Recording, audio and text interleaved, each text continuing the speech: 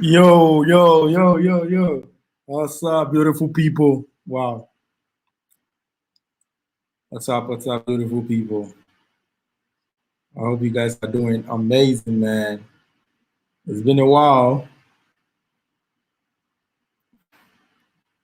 Tonight we are going to talk about cryptocurrency. And I'm not going to do the talking. A brother is going to do the talking for us. He's going to explain everything about crypto to us so we can have a fair idea on how crypto works and if it's going to be really supportive here in Africa or coming to stay, or if that is the future of Africa. So if you have any questions, because I know people are talking about cryptocurrencies recently, so if you have any question about crypto, please don't hesitate to come in the live and share so that someone somewhere can also have a fair idea on how cryptocurrencies work. Yes, so if you just joined the live and if you are new here, my name is Nappy Breaks and APPIE is the name. Yeah, so if you come here, you just call me NAPPIE. Thank you. So that is it. So if you are in the live now, please hit the like button, hit the subscribe if you are new, and then join the family. Yes, road to 20K. Yes, I told you guys I've never forgotten. Yes, I'll never forget as well. I told you guys I'll be making some giveaways when I hit 20K. Yeah.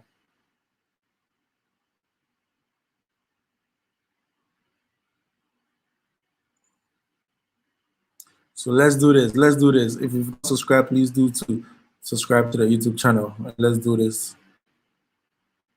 I bought Litecoin when it was $130. Now it's up to $180. In 5 years, it will be worth thousands.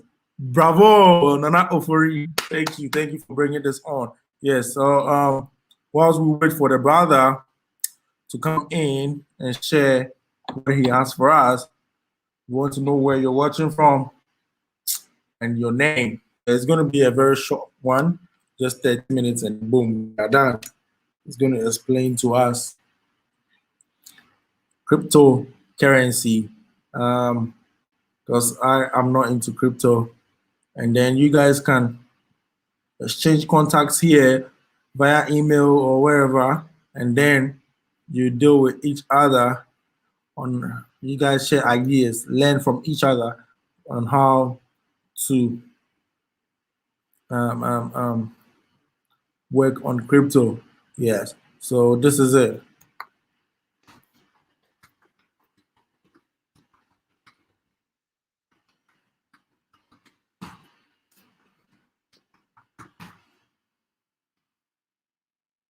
Yes, Grandma is watching. Thank you so much, Grandma. Thank you, thank you. Thank you so much for joining. So is crypto the future of Africa? Because yes, so many countries in Africa are now going cashless. And then, hello, Abby. Thank you so much for joining. Thank you so much, Abby.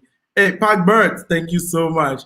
Bienvenido. Thank you so much for joining. I really appreciate that. Yes, it's been long you guys saw my face. Man, I'm coming in harder and stronger. Just expect something big coming.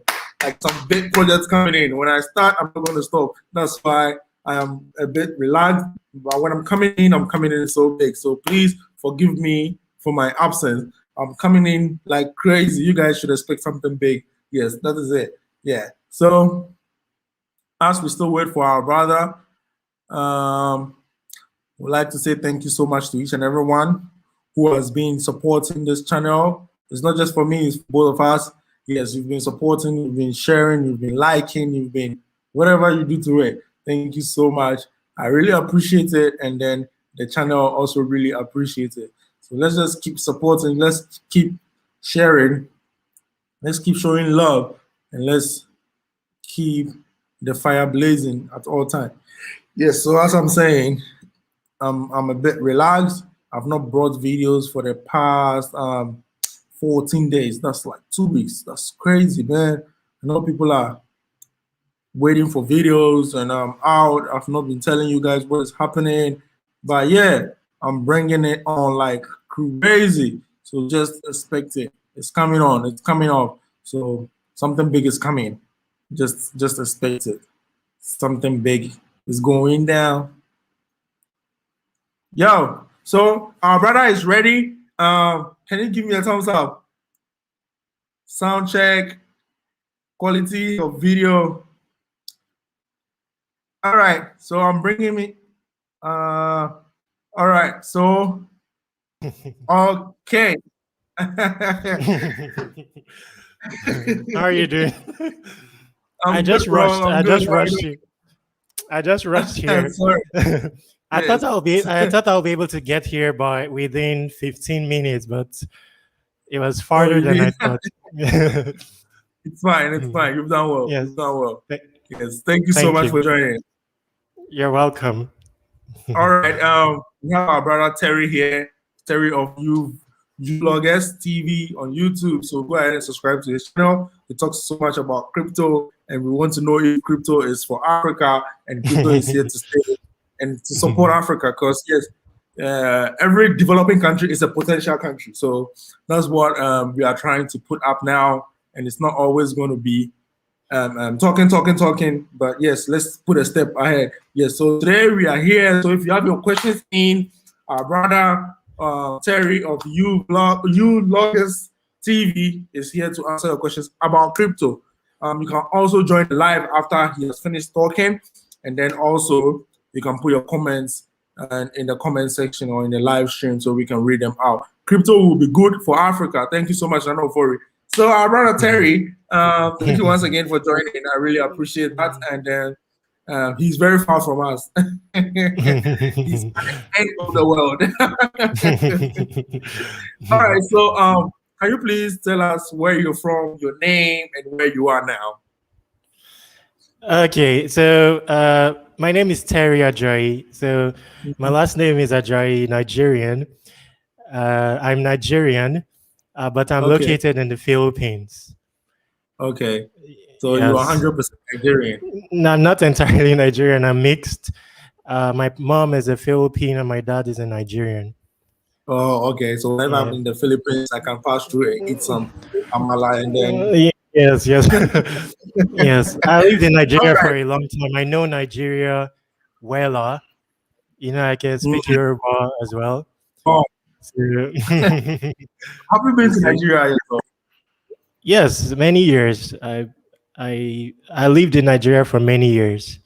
Wow, that's amazing. You know, so I know broken, I know everything. So, you know. Wow. Have fun now.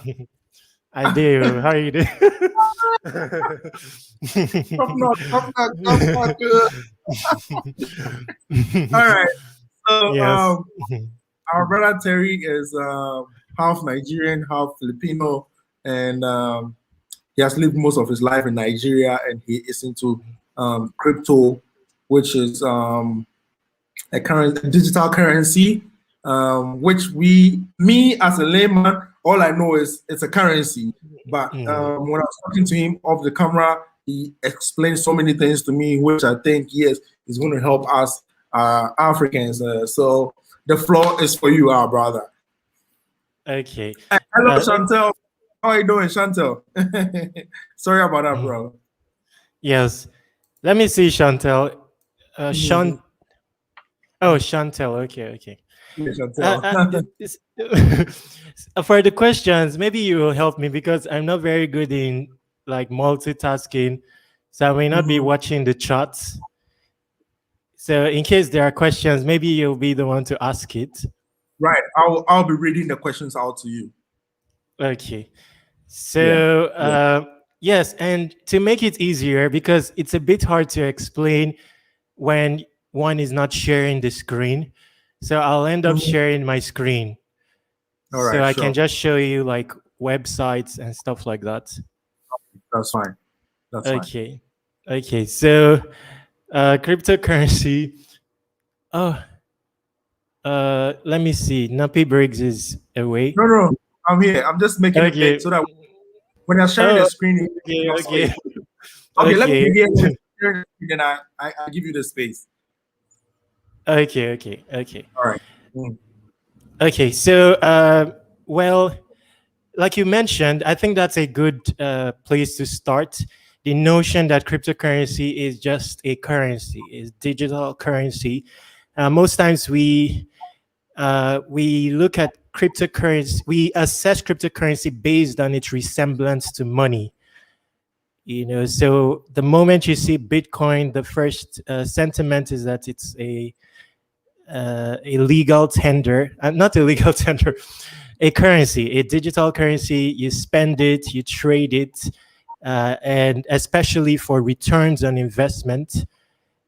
So yes, that's the general notion. But under the hood, there's a lot of things that makes a cryptocurrency. In fact, a cryptocurrency cannot exist without an underlying blockchain. So basically, for there to exist a cryptocurrency, so a cryptocurrency is not entirely a digital currency. It can be labeled a digital currency, but it's very possible for a digital currency not to be a cryptocurrency. So like, for example, in some games, you have digital currencies, like tokens that you can spend and all that. But there's no storage of the transactions involved or associated with that token on a blockchain. So it doesn't make it a cryptocurrency. That's a digital currency. But the likes of Bitcoin, Ethereum, those are cryptocurrencies because the transactions associated with them is stored on a blockchain. So for example, if I send Nappy Briggs 10 BTC, for example, there's a record of that transaction stored on a blockchain in permanence. So that tells us that a blockchain is permanent in nature, it's immutable, it's tamper-proof.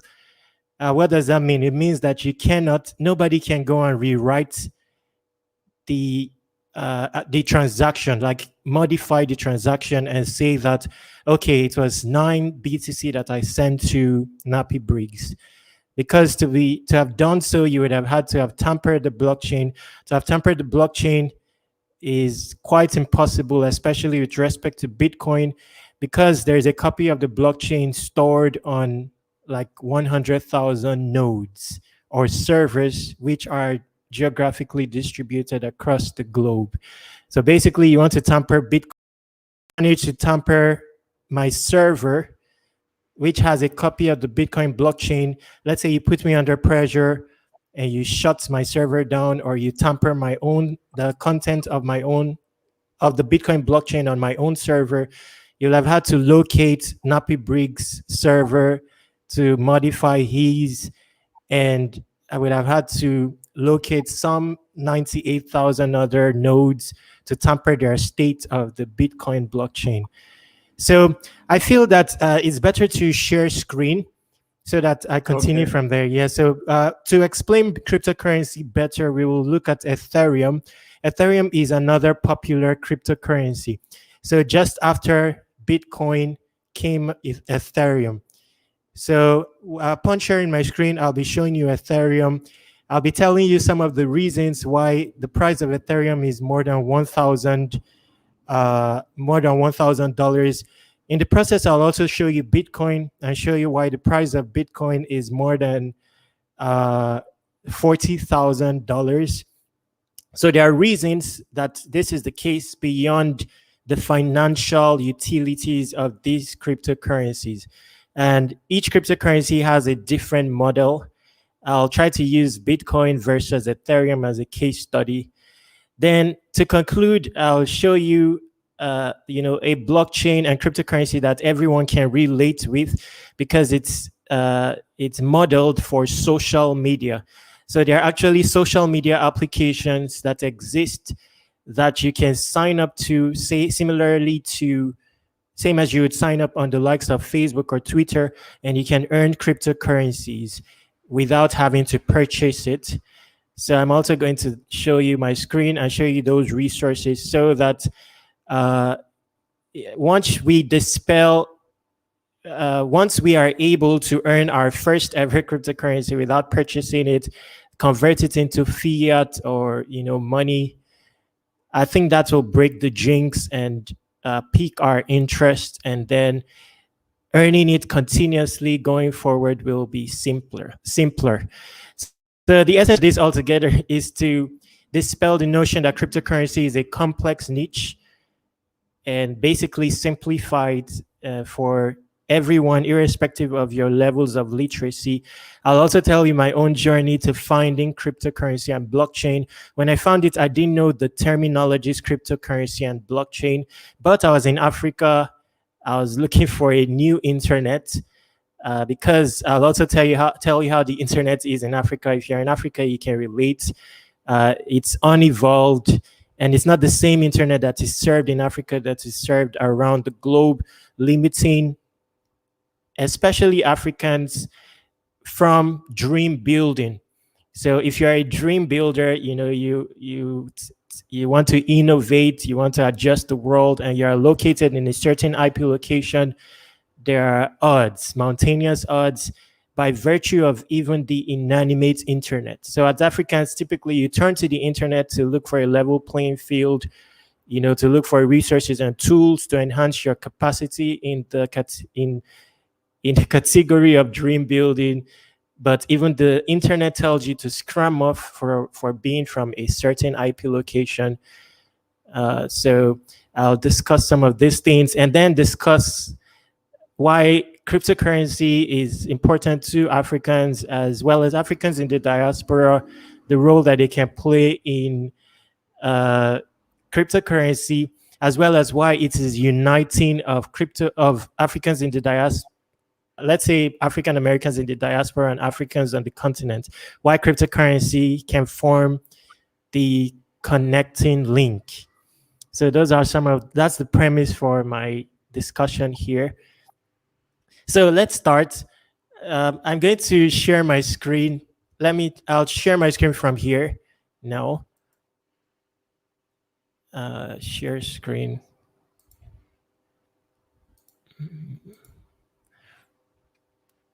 And please bear with me. You'll understand it going forward. It's just that, I'm a bit disoriented, but after some time, I'll be normal. So yes, thank you. I'm going to be sharing this. We will start now. So let's start from the basics. Let's say that there are so many cryptocurrencies. So there are as many as, let's say, 8,000 cryptocurrencies. Each of them has its own model and dynamics. Now, the beauty of cryptocurrency is even as a cryptocurrency, it is unique. It is different from other cryptocurrencies. So unlike fiat, we have one standard of money, one money policy, and somehow this legal tender or fiat has managed to control the entire globe, that we become defined by it. Basically, you don't have money in your pocket. You can't go to the store and ask the price of a Ferrari. Especially in Africa, you'll understand that, where every question about in relation to aspiration or dream building, the first sentiment that crosses your mind is, oh, I don't have money.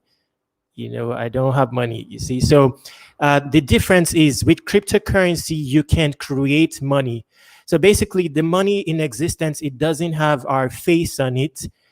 Thus, we will have to pursue it. And most times, we are having to pursue it in a rat race because that's how that money is defined. It is not of you. So now the difference is when you can create money, one that has your identity, has your face on it, then you will own banks of it. You won't have to pursue it. Whoever owns the paper money that we have owns banks of it. So let's start with that premise and say that going forward, you can create your own cryptocurrency. So in eventuality, we'll also discuss, perhaps in another stream, how Africans in diaspora can create their own cryptocurrency and to where it gains traction even by the entire globe. We'll simplify all that going forward. So let's start with Ethereum. I'm going to close some of this. Okay, let me start here. So CoinGecko. CoinGecko is a website that gives you superficial insights pertaining to thousands of cryptocurrencies. So the site is coingecko.com. You can always recall this video to find the links, or you can ask me, later on. So here you will notice that there are 6,255 cryptocurrencies enlisted on this site called CoinGecko. Now, the owners of this site are located in Malaysia. So here you will see Bitcoin as the first of them. It has 24-hour volume of $64 billion and a market cap of 884 billion. So it's heading towards a trillion in market cap. Now, second to Bitcoin is Ethereum. The price of Ethereum is $1,845. Hours ago, Ethereum was $1,700 and something dollars. 24-hour volume is $37 billion, and market cap is 211 billion. So there are a lot of cryptocurrencies enlisted here. Scrolling down, you can excavate and explore tons of cryptocurrencies, and each of them are unique. They have their own utilities as well as their own tenets. So that makes it unique. So now if you look here, you will see Tether. Tether is the acronym for Tether is USDT. So if you're looking for a cryptocurrency that you can relate with because it's pegged to the USD, this is a cryptocurrency that is pegged to the USD. So you'll see that the price is $1. 24-hour volume is higher than Bitcoin, but the price is static and it ranges between, it's usually pegged to the US dollar. So now this brings us to a utility of a cryptocurrency. One of the utility of USDT is people use it as a store of value. So in case Bitcoin is going down in price and people do not want to go down in price, they will usually convert their Bitcoin to USDT so that it stays pegged. So let's say someone has $47,000 worth of Bitcoin and he notices that the price is headed towards $45,000. He converts his $47,000 to USDT and holds it in the form of USDT. As such, when the price of Bitcoin goes to $45,000, he will still have his $47 intact. Then if he decides to purchase Bitcoin at $45,000 with his $47,000, he will have a bit more Bitcoin. When it rises back to $47,000, he may decide to keep his gain again in USDT, and then his initial $47,000 becomes like 47. He has some gains. So that's a utility of USDT, and that's why it has this much volume. So for each cryptocurrency, there's a reason why there is so much interest in it, and not only financial reasons. So we will start with Ethereum, as I mentioned. So if you click on Ethereum, let's see some history. Here you will see that Ethereum has an infinite supply. That means that Ethereum can be created continuously. It does have inflation, and it has a circulating supply of 114 million tokens. Now, in comparison to Bitcoin, let's look at Bitcoin. You will notice a difference, and it's a stark difference. Here you will notice that Bitcoin has only 21 million coins as its maximum supply. So this says it has a finite supply. After 21 million Bitcoins are minted, no other Bitcoin will exist. So even if there are billions of people adopting Bitcoin in eventuality, there will be only 21 million coins to share. Now, it is also known that there are 18 million Bitcoins already in circulation. So the thing that makes cryptocurrency unique, one facet of cryptocurrency that makes it unique is it is defined. It is known or declared from the outset how many tokens will be in existence, the rate of emission of the token, so that holders of this cryptocurrency can project better how its how these cryptocurrencies will behave from a financial perspective. Now, in the case of the USD, for example, we know of inflation as a store of value. It's not defined. For example, this pandemic period, a lot of it was minted, maybe trillions of it for stimulus and stuff like that. And then the value of a crypto of fiat, it continues to decline. And in contrast with Bitcoin, there's only a small number of it. You know that every day, like 144 Bitcoin maximum will be minted. You know that in every 10 minutes, some 6.2 Bitcoin will be minted. And you also know who is rewarded with this Bitcoin. So the question now is, who is rewarded with Bitcoin? Bitcoin has miners.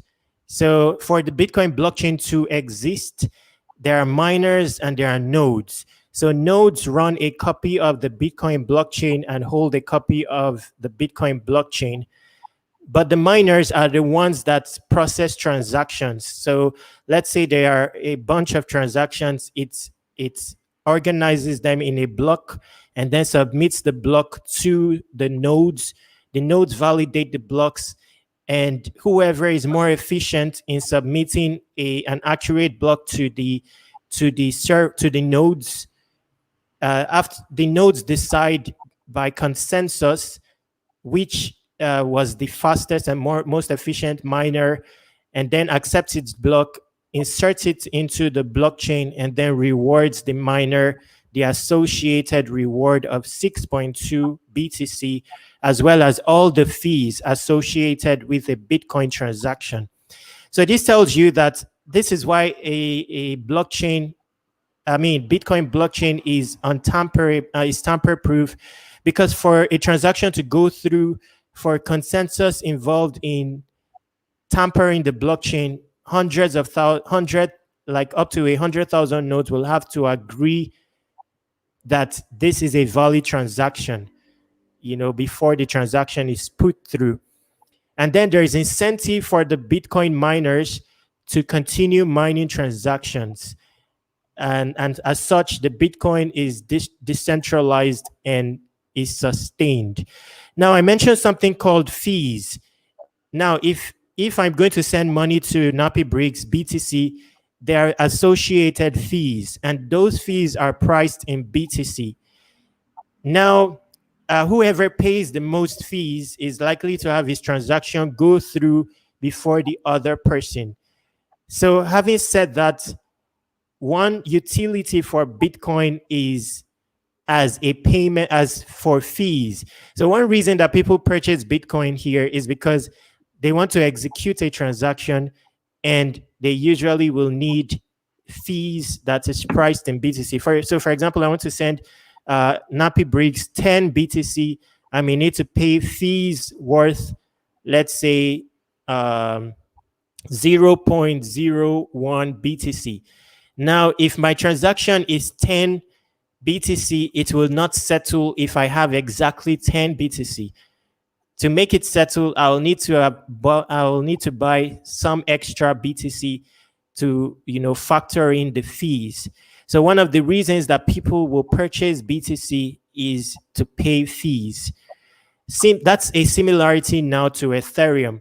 So one reason why people will purchase Ethereum, besides trading it or speculating on its price, is because they want to pay fees. And what do they use fees for? So Ethereum is a, let's call it a smarter blockchain than Bitcoin, because it has smart contract capabilities. This means that you can build applications on Ethereum. To simplify that, let's take you to a site. The name of the site is DappRadar. And when we visit DappRadar, you will see that on the Ethereum blockchain, there are thousands of applications. Now, when I say applications, I mean the same applications that you use on your phone, on your PC. You may be using an application and not know that it is a blockchain-based application which enables you earn cryptocurrency. So you may see it as just another application that you downloaded from App Store or Play Store, but under the hood is a blockchain. Its data source is a blockchain. So with Ethereum, you will notice here that these are a list of applications on the Ethereum blockchain. If you scroll down, you will see that you can visit. This is up to 87 pages. So many applications on the Ethereum blockchain. And if you look at this application, this is Uniswap. Uniswap is a decentralized exchange. It's built on the Ethereum blockchain. You will see that some transactions up to 7.34 billion has occurred, or volumes of 7.34 billion has occurred on this application. And everyone that uses this application has to pay something in fees. And the fees is priced in Ethereum. Now, to further simplify matters, I'll just take you to one of the applications on the Ethereum blockchain. And so looking at this, if I showed Nappy Briggs, for example, this website, let's say I sent Nappy Briggs this website, raribull.com, he may not know how to interact with this website. Even though it's looking like a traditional website, he may not know how to interact with it. So if you come to Marketplace here, you will see that many people have uploaded these graphics. So someone who is into graphics, virtual arts and memes and all that on the traditional internet may not know that people sell these graphics. In return, they get cryptocurrency. So there are some of these graphics that have gone for $750,000. I'll show you later on. So if you look at this graphic, this GIF, this is, I think this has been sold already. Now the question is, how do you interact with such a website? How do you upload your graphics here?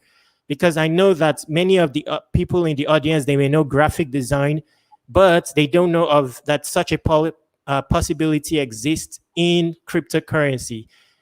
So now, like I mentioned earlier, if I gave Nappy Briggs this website to interact with, he may not know even how to sign in to this website, because you will not see a sign in button. What you see here is create. Let me try to disconnect this. So disconnect. Okay, so what you will see here is create, and you'll also see connect wallet. So you don't see a sign-in button. And let's say you wanted to purchase one of these arts, you will not know how to purchase it if you are a traditional internet user, because you will need to sign in, and you will not know how to sign in. So here to sign in, I click on connect wallet, and from here I choose MetaMask. But what is MetaMask? MetaMask is an Ethereum wallet. But yeah, so this is MetaMask. It's actually an extension that I've added here. So I'm using Brave browser. Brave browser is a cryptocurrency enabled browser. It also enables you earn cryptocurrency. It's very similar to Chrome, and every extension that you can add on Chrome, you can add on Brave browser, but you will earn rewards in turn. So like, for example, Nappy Briggs will not know that he can connect his YouTube channel to Brave browser, and then his audience can tip him a cryptocurrency called BAT. And BAT is currently, this is BAT. Let's quickly show you. So the reason I'm touching all this is just to show you, the various utilities of cryptocurrency, and to highlight that cryptocurrency is an advancement on technology. It's not just a cryptocurrency. So this is what Nappy Briggs would earn, assuming he connected his YouTube channel to the Brave browser.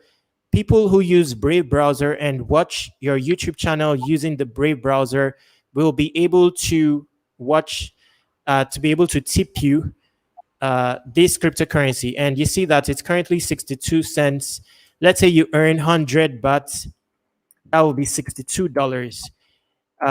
Yeah, so now to quickly touch on this, there's another cryptocurrency that you can earn, Nappy Briggs. And at the same time, when you earn this, you will also back up all your videos automatically. So I'm sure that you don't have a backup for all your videos. You have so many videos, but there is a blockchain-based application where you just connect your YouTube channel. It will automatically sync all your YouTube videos. like back it up on a blockchain, and you will also earn the cryptocurrency called LBC. LBC is a top 273 cryptocurrency. Look. And yes, so I'll show you. Hello? Can you see that? Hey, are you asking me or the audience? Yes. I'm on library, LBRY. Yes. I already backed my videos to library. Have you done that already? Yes. Oh, you've done it in the past. Yes, right, and you've earned something. Yeah, it's about a year and a half now. Oh, yes, because I saw the Kenyan lady on there, and Dinah Samir as well just joined recently. I've been there for like a year and a half already.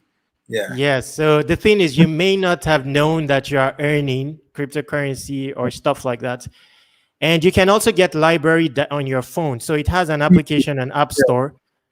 Yes. So going back to Rarible, assuming I wanted to connect with Rarible, I click on MetaMask.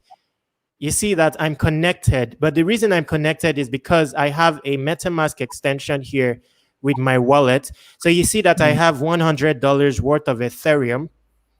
So assuming that the only reason I can interact with this Rarible website is because I have this wallet. So you will see that my wallet is also what is connected here. You see? So let's say my account. Let's see. So if you look at my account, you'll see what is uploaded here, bringing us to further advancement of cryptocurrency. What is uploaded here is actually a domain name for sale. And this domain name has the extension .crypto. Now, the amazing thing is this domain name, teardrops.crypto, you cannot access it using the regular browser. So let's say I type here teardrops. Let's say I type teardrops.crypto and I click enter. You see that it's not bringing the website about. For you to be able to access that, you need to add an extension that makes it accessible. So this is like a crypto-based domain name, which I did not buy. Typically, you buy it, but I just contacted the owners. I told them, I'd like to have a domain name. I just tested it out and stuff like that, and I was given. So these are some of the possibilities in crypto that do not exist in a centralized world. For example, you cannot contact Namecheap and say, or GoDaddy.com and say, give me a domain name for free. That's impossible. And this domain name costs $40. And do you know the funny thing about this as well? When you get a domain name, you don't pay monthly, yearly subscription. It's just once and forever, it's yours. So this is possibilities in crypto where you have true ownership of stuff. So let's say you are using a blockchain-based social media platform. You own your content entirely because no one can tamper your content except they have your wallet key. You see, to prove ownership of your social media platform. So let's say DTube. Let's say DTube.com. So Nappy Briggs, I'm showing you the video platforms because you do videos. So this is DTube.com. This is somewhere you can also earn cryptocurrency. So you'll see Dinah Samir here. He only joined recently. And, for this video, he just embedded his YouTube video and he has earned a cryptocurrency here. Here you will also see my channel. So my channel here, and you'll see that so far, although I've earned more than this because I've withdrawn some of the earnings I've had. So, but right now my balance is 942 DTC. And yes, DTC is a cryptocurrency that you can find here. Let's see, coin Gecko. So that's 942 DTC in USD is let's just calculate. The price has reduced now, but that was earned. So let's say 942 is $231. So that's the value of my balance here. And you'll see my videos are here. 3.858 DTC, 10.53. If you come to my rewards, you'll see that I have some 20 DTC to claim. So when I click on claim, it's loaded. Then I claim. Now, basically, this is earned. So I did not purchase it. Now, it's also possible to back up your videos on DTube in permanence. So let's say I clicked, because typically you may just want to embed your video using your YouTube link. So you put your YouTube link here, but you can also upload your video and store it in a decentralized fashion to where it stays permanent. Anytime you want to recoup your video, you can. So in such a case, you make use of this option. This is peer-to-peer, best for resilience and anonymity. So you can use any of these options: IPFS, Skynet, BitTorrent. Now, each of these are blockchain-based. They also have their native cryptocurrency. Like Skynet has a native cryptocurrency called SIA. So what it does is it rewards people that contribute their bandwidth in the cryptocurrency called SIA. So when you come here and you look at SIA, you will see that when you look here, you will not know that, this has a reason for its existence and a utility in its ecosystem. You will just think, oh, it's another cryptocurrency. People just trade it, speculate on it. But that's not the case. It forms a reward mechanism for people that contribute their bandwidth so that your video stays online. Okay. So yeah, that's the essence of this. And you will see that in the last 1 year, it has risen in price by 443%.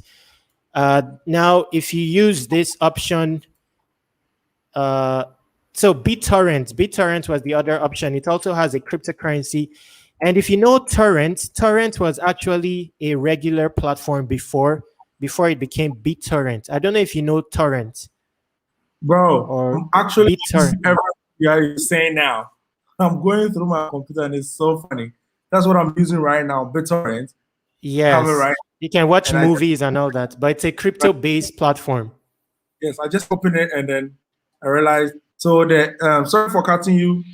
Yes. Guys, I know you're bringing your comments. So many people are interested now. And I'm not going to talk too much, but with LB library, LBRY library, or which converts money into LBC, I have gained about, I think I sold mine in the beginning when I started it. I sold it. Oh, you sold. I've never even sold. I didn't know how to go about it. So it was around 100,000.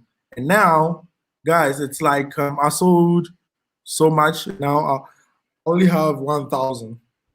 And 1,000 is making, 1,000 is making up to like $140, $150. Yeah. Yes, and Nappy Bridge, you can look for your referral link and you can send it with the audience. So you just go on library, you come here, you click on invites. So you can paste it in the chat. You'll see your referral link here. Okay. So you can copy this and paste it in the chat. I don't know what the bonus is, but it's likely that there is a bonus for maybe both parties. Yeah, so you can do that. It's open in Odyssey right now, so yes. Okay, just continue. I'll just look for it. Yes, you can also add DTube to your your list of where you want to share your videos. Right. On DTube, it's possible to contact the people involved and say, oh, there's a YouTuber, he has a large following, and just to announce your presence. Now, the thing is, DTube has a native blockchain. So if you want to log in, if you see here, you will see that I'm logged in with my DTube account, but I'm also logged in with a Steam account, and I can also log in with a Hive account. These are 3 different blockchains. That means that if I post my content to DTube and I'm logged in with each of these blockchains, I will post my content to 3 different blockchains, and I will earn 4 different cryptocurrencies, because the Steam blockchain is associated with 2 cryptocurrencies. So if you look at my Steam account, let's see, Steemit, my username on Steam is surpassing Google. Yes. So if you look at my Steam account, if you look at my Steam wallet, so another thing about blockchain that is different from decentralized financial systems is a blockchain is public. So it's possible to see everybody's Bitcoin transaction. It's possible to see my wallet, how much I have in my wallet, and all that. So here you will see I have 532 Steam currently, but I also have 95.37 Tron. Now, both of these are cryptocurrencies. So let's go to CoinGecko again. If you type Steam here, Steam, you will see it's top 193 cryptocurrency, and the price is 35 cents. So my 500 Steam is like $177. Tron, I don't have much Tron. I just have 95 Tron. So 95 Tron is a small amount. Tron is 0.05, but it's ranked top 21. 95 Tron is just $5. Now, if you go back to Steam Wallet, you will see my transactions here. Yeah, you'll see I received a tip from TPU, received a tip. Now, behind this Steam is a blockchain explorer. So if you want to see all the transactions on the Steam blockchain, you look for a blockchain explorer. Before we look at the blockchain explorer, let's look at Hive. So Hive is also another blockchain that you can, when you sign in, you can sign up, you can sign in here with Hive. You can also sign in with Steam and DTube. So 3 blockchains at once so that you maximize whatever you earn. So this is the Hive blockchain, and this is my account. It's also surpassing Google. And looking at the Hive blockchain, you will see that people earned, this person earned $161. Now, how this person earns this amount is people vote on his content. So on Facebook, for example, when people like your content, it doesn't translate into earnings. But here, all these people who voted on his content, they are actually rewarding his content. But the amazing thing is that they are not tipping him. So imagine being able to reward someone, but you're not spending any of your money. Nappy Briggs, have you heard of something like that? Yes, I've heard it. I've heard about it. Okay, yes. But it tells you of possibilities where you can actually reward someone with your influence instead of your money. Mm-hmm. Right. So it's just like Nappy Briggs telling me, "Oh, Terry, go to that Ferrari store and just tell them that Nappy Briggs sent you, and they will give you a Ferrari." Right. I heard yes, about that. Those are the types of possibilities you get in the cryptocurrency world. So, for example, if you click on this wallet, if you click on this account and you go to his wallet, you will see that he has 147,000 Hive personally, and he has a delegation of 8 million Hive. So it's also possible to delegate your influence to another person. So when I first started on the Steam blockchain, I could reward someone with $100 on their publication. The reason is because someone went to buy Steam, he staked his Steam, and he delegated his influence to me. So I didn't have Steam, but I had the influence associated with the Steam power of another account. So this one that you see in brackets, somebody actually bought Hive. Let's calculate what is 8 million worth of Hive. So this is Hive. The current price of Hive is 24 cents. If you type here 8 million, so this is 8 million worth of Hive. This costs $1.9 million. So whoever bought this Hive, he is not trading Hive. He is not making return on investment in the near term on his Hive. He actually bought this Hive to stake it, and after staking it, he delegated it to someone on this Hive platform, this user OCD manual curation. He delegated it to this account so that this account can curate content. So curation on this blockchain-based social media platform, it happens in a decentralized fashion. That is why it's possible for me to have got 16,000 followers here. If you notice here, I have 16,000 followers, but on YouTube, I only have 1,000 subscribers. The reason is because people are incentivized to vote on a random person's content because they earn curation rewards.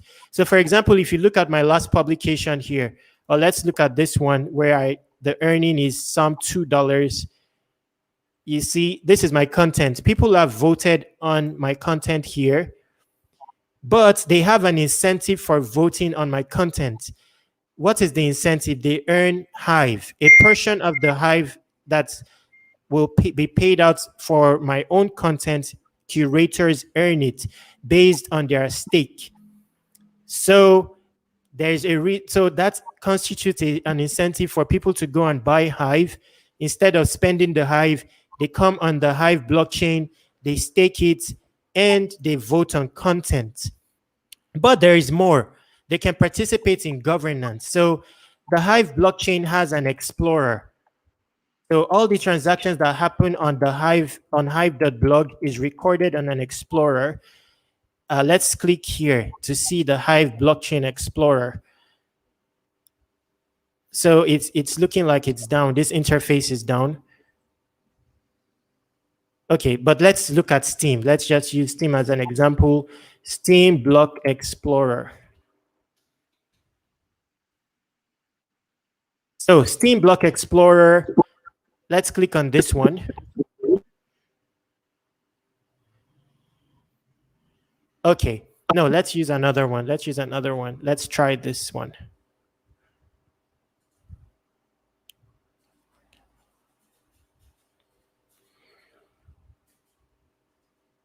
My internet is slow. Just a moment. Let's try this one. So this is Steamscan Com. This records all the state of the blockchain. So the blockchain of Steam is hosted on a server. You know, a regular person cannot access or read or access the server. So there's usually an interface associated with the blockchain so that a regular person can see, oh, what is happening on the blockchain. So assuming somebody votes on my content on Steam, let's experiment. So let's say Steam, let's go back on Steam. Okay, so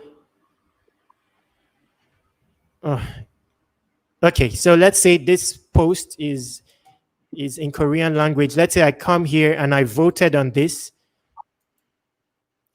You see that I brought up an extension, like an extension that I added. This is actually my Steam wallet. So I've voted on this. Now before we proceed, let me just show you. This is my Steam wallet. This is my Hive wallet.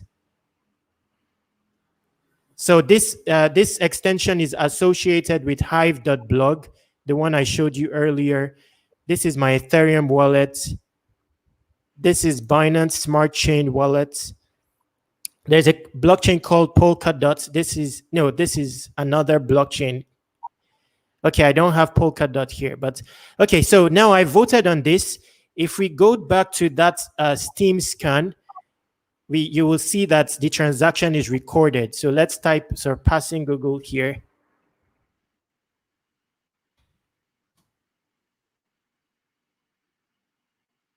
So let's see. You will see that this is no. This is a bit hard to use. Let's try this one. Steam World. So this is also another blockchain explorer. Now, let's say that another very amazing thing about blockchain is that the data on a blockchain is usually it's open source. So that means that anyone can create an interface to the Steam blockchain or to the Bitcoin blockchain. So anyone can, that also enhances innovation. So for example, if you wanted to create a video, a social media platform for African Americans in the diaspora, you don't need to worry about where to store your data, like paying for Amazon, storage for your data to host so many social media profiles. You just retrieve data from the Steam blockchain or from the Hive blockchain. So here, let's see, transactions, balances, 22. Let's try this Block Explorer. Oh gosh. I'm no more used to these interfaces. Don't worry, I'll get one that is simplified. Let's go back. Steam. I'm looking for a simple one that it organizes the data one after the other, so it's easy to read.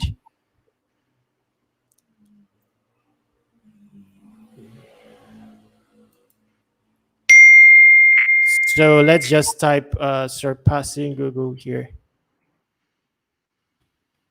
Surpassing Google. I just want to show you the vote. I just voted on a post. I want to show you that it's recorded on a blockchain. So everyone can see and verify a transaction. Now, the difference is when it comes to like Facebook has control over the data. So assuming, let's say Mark Zuckerberg has a tweet or a post that he no longer wants, he wants to clear evidence that that post existed, he can do so because he controls the database. But if you are using a blockchain, you cannot tamper the data. The data is going to be recorded on the blockchain and everybody can verify it. So if you come here, you will see that I just voted here. Surpassing Google, upvote, Lee. That was the post 3 minutes ago. And there's an ID of the transaction itself as it is recorded on the blockchain so that everybody can verify that, okay, Surpassing Google did this and that. So that's another advantage of, a blockchain-based interface in comparison to a centralized social media platform. So, for example, on Facebook, on YouTube can censor your video. So let's say they see this video and they deem it ineligible for rewards, or they say that, oh, this video contains content that is not user-friendly. They can decide to remove your content. Right. But on a DTube, they cannot remove your content. Okay. Yes. And let's say PayPal, if you wanted to transfer money, PayPal can decide to hold your funds and tell you to do KYC, tell you to submit some bank details, assuming that everybody is supposed to be banked, without knowing that some people may want to bury the ground and put their money there. So where you cannot show KYC and release your privacy, then they deem you as ineligible of transacting. But in the case of blockchain, there is no central body controlling that. You can transact in blockchain anytime you want without asking authorization from a third party, without losing out on your privacy. And the only thing that you need to prove ownership of your, this is not loading, but we've already seen it. So the only thing that you need to prove ownership of your data is your key. and your key, only you has your key. Nobody else has your key. So let's say you are signing up for a blockchain-based platform. So let's say you want to sign up on Hive. During the process of signing up, you are provided with a key. That key constitutes the key to your wallet. So basically, like assuming you click on sign up here, during the process, they will provide you with a key. That key is usually a long string of alphanumeric characters. And if you lose that key and you have 8 million Hive, you will lose your 8 million Hive. Whoever, yes, the only thing that is required to prove ownership of your account is your key. But let's show you that the blockchain is more advanced than the regular internet. Let me show you why blockchain is more advanced than the regular internet. So let's go back to Hive. Let's assume that, I won't be able to show you my password and stuff like that. But yes, but Hive will provide you with a password, but that password, you don't need to keep it online. You can save that offline. But with that password, you can generate different authorities. So you can generate a private key and a posting key. So let's say that you wanted to post, you will just need to sign in with your posting key. And let's say you wanted to transfer your funds, you will only need your private key. So even if somebody got access of your private key, they may be able to get away with some of your funds, but you can quickly pull out your password and use it to regenerate another private key. Oh, okay, that's cool. Yes, but if you sign in with your posting key and they get access of your posting key, they won't be able to access your funds because your funds require a private key to access. All right. Yes, but your password can access all the keys, can generate all the keys. So once you keep your password offline, then you are safe. But there is more. There's a reason why people stake their Hive. Staking their Hive is also a security measure. So if you look at wallets, you see that this is this Hive is staked 654 Hive. So even if somebody got my private key, he will only be able to spend this one. This is liquid. This is liquid. But if I don't want to keep this one liquid, I can stake it. So, or I can transfer it to savings. Savings is like it takes like 3 days to liquefy your money when it's in savings. So I can transfer this to savings. Now, if somebody gets my private key and he attempts to spend my Hive, he may not be able to because it's in savings. Or no, let's refer to this one because I'm forgetting things. But this one, he will not be able to spend this one because for him to be able to spend this one, he will have to liquefy it or unstake it. And the process of unstaking this takes weeks. So before he gets any liquid form of this, it will take weeks. Before that time happens, I can change the keys. So I pull up my password, I generate a new key, and he will no longer be able to sign in using the old private key.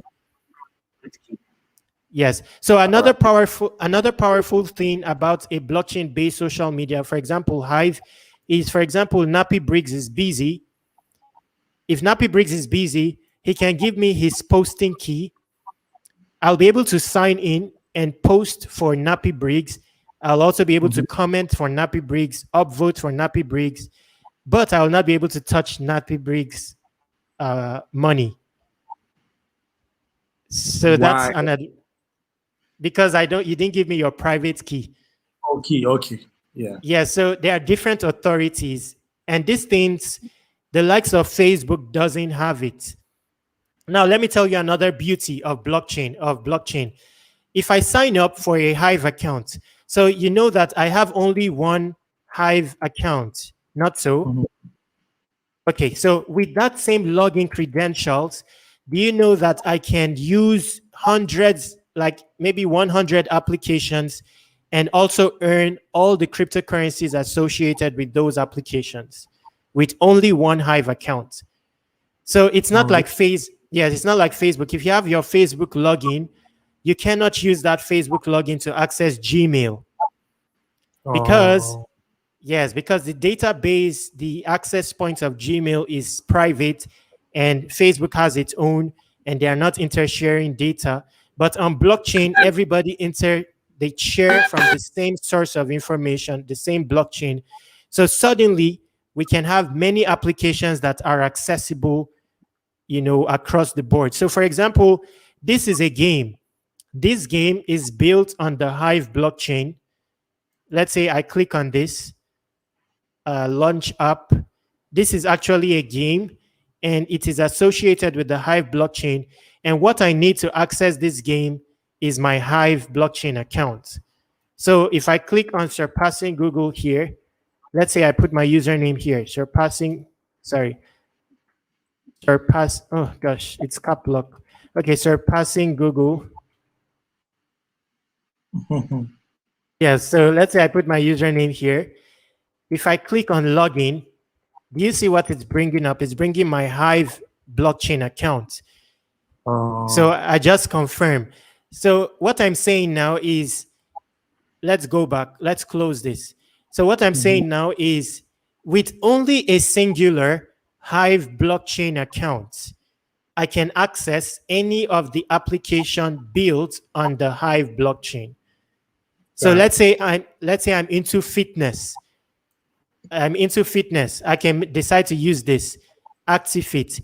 So let's say you take a walk of 100,000 steps or something. This application will reward you for it. But to access this application, I don't need to sign up again because I have a Hive account. I can already use this application without needing to sign up again. So you'll see Hive is here. Steam is here. So I can even sign in with either the Steam blockchain account or Hive blockchain account. I don't need to sign up afresh for ActiFit.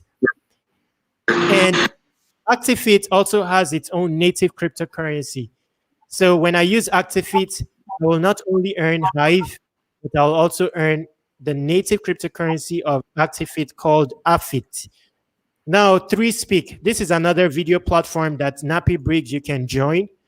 The owner is also accessible. And this video platform is basically for people who have been censored by YouTube. So this is another video platform that you can join. And for you to be able to log in here, you only need your Hive account. So you don't need to sign up afresh. Once you have your Hive blockchain account, you can sign up here and start to upload your videos here. So let's see this video. You'll see that this video has earned $12 worth of cryptocurrency. This video has earned $16 worth of cryptocurrency, $8, $9, $2.25. Now, they didn't purchase this cryptocurrency. There is a possibility that when you go on a blockchain-based platform, that people will like your content irrespective of your social status. So on a blockchain, unlike Facebook or Instagram, where you need 10,000 followers, 100,000 followers, if you go on a social media-based platform, even without a follower, there is possibility that you earn. The reason is because, and there's also possibility that your content gains visibility. The reason is because curation is decentralized. So people are incentivized to find your content first, because the person who finds your content first and sees it as a value, he earns higher than all the follow-up votes. So people are usually looking for content that has value so that they can vote on it before the next person, so that they can earn curation rewards. So all these voters here, they earn something. And do you know the amazing thing? The amazing thing is that the money that they earn here is not their own money. Like I said, there is an emission of Hive cryptocurrency daily. So let's say it has been declared that every day there's going to be like 10,000 Hive that will be newly created, and everybody can play a role in distributing that amount of Hive to whomever they want, based proportional to their stake. So if they have more stake, they can distribute more rewards. So in the past, on this team, I used to have a delegation of 500 Steam. I used to have 50,000 Steam, and I earned all the 50,000 Steam. And if you check the price, if you check the price history of Steam, let me show you something. The price history of Steam rose to as high as $8 per one. If I had sold my Steam when Steam was $8, I would have had $400,000. See, this is the price of Steam. 3 years ago, it was $8.19.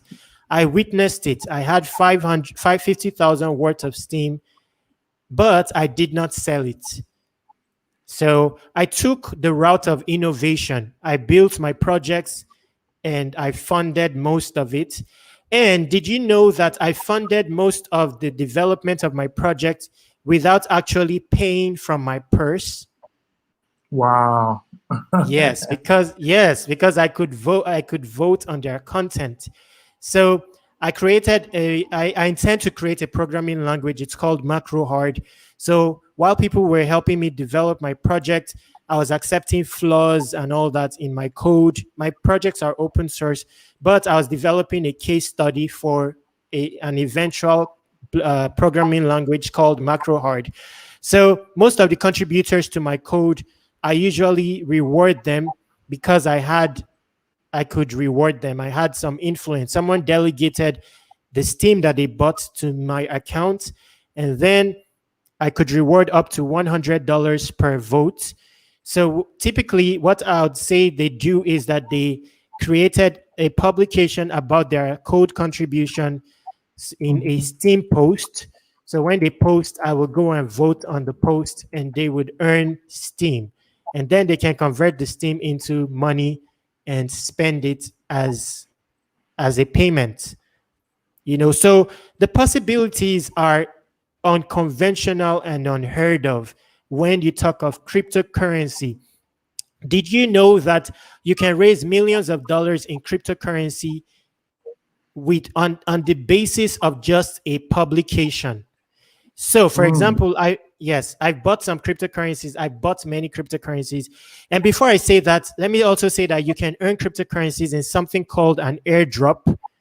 So recently I earned up to $3,200, assuming I sold for free. So earlier, you may have noticed that we mentioned an application called Uniswap. It's associated with the Ethereum blockchain. Just to explore, I had made use of Uniswap. It's an application. And just because I used this application, Uniswap, later on, they ended up introducing a coin called Uni. And to introduce this coin, they actually airdrop this coin to all the people that have used this application. So they gave me 400 Uniswap tokens. So assuming that I didn't sell and I kept my 400 Uniswap tokens today, this is how much I would have got for free. Wow. Uniswap is $22 now. You see where it started. 5 months ago, Uniswap was $1 when it started.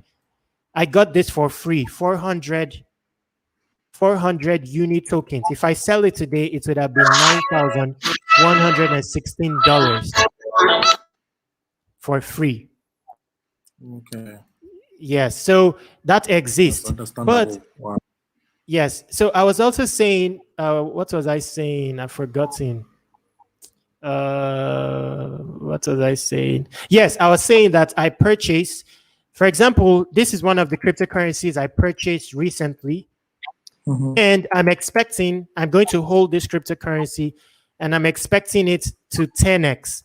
So what 10x means is but that is like more like return on investment in the long term. But that is not the only reason I bought this cryptocurrency. Now, what I want to say is that I bought this cryptocurrency just on the basis of this site. And you will notice that this site is just a one-pager site. Nothing on this site. This is the entirety of the site. And just based on this site, I bought this cryptocurrency. This project raised $2.something million from practical strangers. You can only find that in the world of cryptocurrency. And I'll tell you the reason why it's possible. But it's hard to do so on, say, GoFundMe or Kickstarter without a product. You can only do so in cryptocurrency. I also bought this cryptocurrency, and based on this page, do you see that there's nothing on the page? Yes, this project raised 4-something million. And I have a project myself that I intend to raise funds from. I'm targeting only $100,000. And I know that in the world of cryptocurrency, it's possible. But in my case, I'm an African and I have grind. You will notice that mine is a 66-minute read. So this is a publication that I wrote in August 14. It's a 66-minute read. I started with a video, 1 hour and 53 minutes video, where I started to draft the whole project. Then I wrote this entire publication, a 66-minute read. And when we scroll down, you will see where I started to formulate the cryptocurrency associated with this project, as well as the tokenomics of it. You will see it here. Coming down, just a moment. Yes, so somewhere here, you'll see this is the declaration of the ULOGS token. And I started to explain what the ULOGS token is. And you'll see where the tokenomics, which has a low emission rate of 100,000 ULOG per year. In accordance with this allocation, author will get 30%, curators will get 20%, staking 40%, DAO 10%. So that's where I'm elaborating or articulating the model behind the cryptocurrency, how it's going to be distributed. And when I go public, so you'll see initial circulating supply, 100,000 ULOGs, and I intend to put 80,000 ULOGs for pre-sale at $1 per ULOG. So my intention is to raise 80,000 ULOGs, $80,000. Now, and $80,000 is to build a project. So the name of the project is called Crypto ULOGs, associated with a physical hub. So I already have a hub.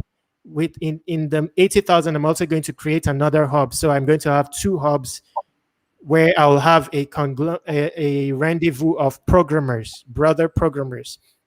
So as an African, I created a form of content. It's called ULOGs.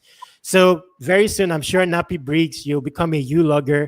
You'll have heard of ULOGs.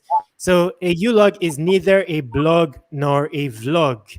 It's an African form of content where U stands for you. So I'm encouraging creating content afresh per instance, so you don't research from the internet. So that's why my username is surpassing Google. So all that knowledge in Africa that we don't document, we usually pass it orally. You cannot even express it in the premise of English, because English is very, like programmed kind of language. It's not like Yoruba or like Ghanaian language or stuff like that. So this gives us freedom to create content that is inborn. So that's it. So I associated a cryptocurrency with it. You will see that the name of the cryptocurrency is called ULOGs as well. So now it's possible for a project to raise money out of a one-pager in a trustless fashion in the world of cryptocurrency. The reason is because there's something called smart contracts. So smart contract is actually a code, and a code that self-executes based on the parameters that you define. So let's say you're a project owner, you want to you want to let's look at an example. So let's say I type unicrypt.network. I'll show you an example of a Nigerian project. I don't know if it's still open. It's trying to raise funding. It's trying to raise funding currently. So the name of the project is, I saw it here earlier. Oh, I think maybe it has ended. Oh, it has ended. The name of the project is called Fulcrum. So if it has ended, no, let's see success. Let's see success. So next,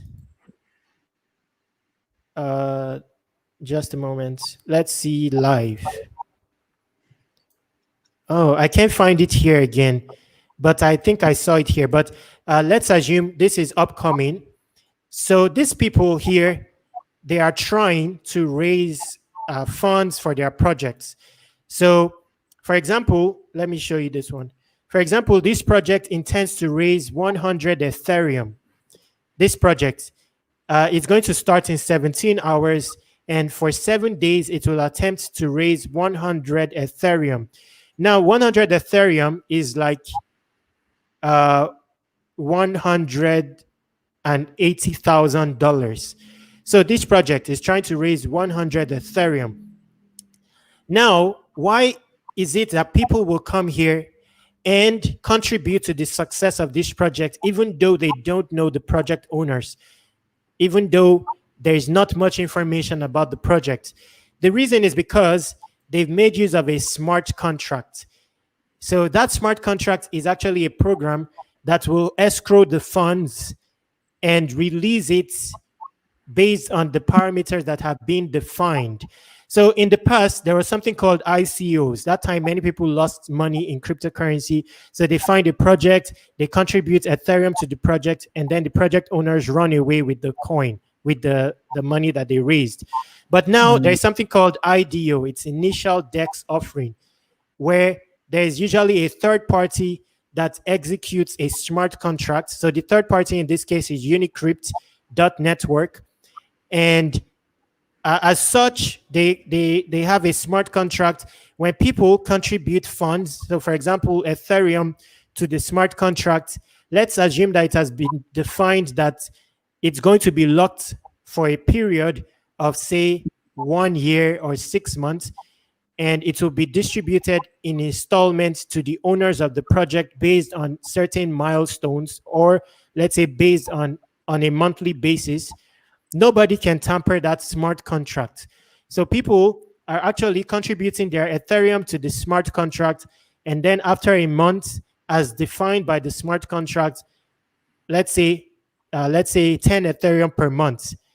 When a month elapses, the 10 Ethereum is then given to the owner of the project. Then next month, another 10 Ethereum. So people are not actually contributing money directly to the project owner. They are actually contributing money to a smart contract, allowing the smart contract to distribute the funds accordingly.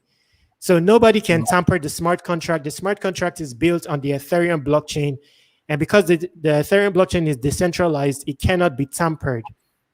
So that's why suddenly it's possible to create your own cryptocurrency and it gains traction.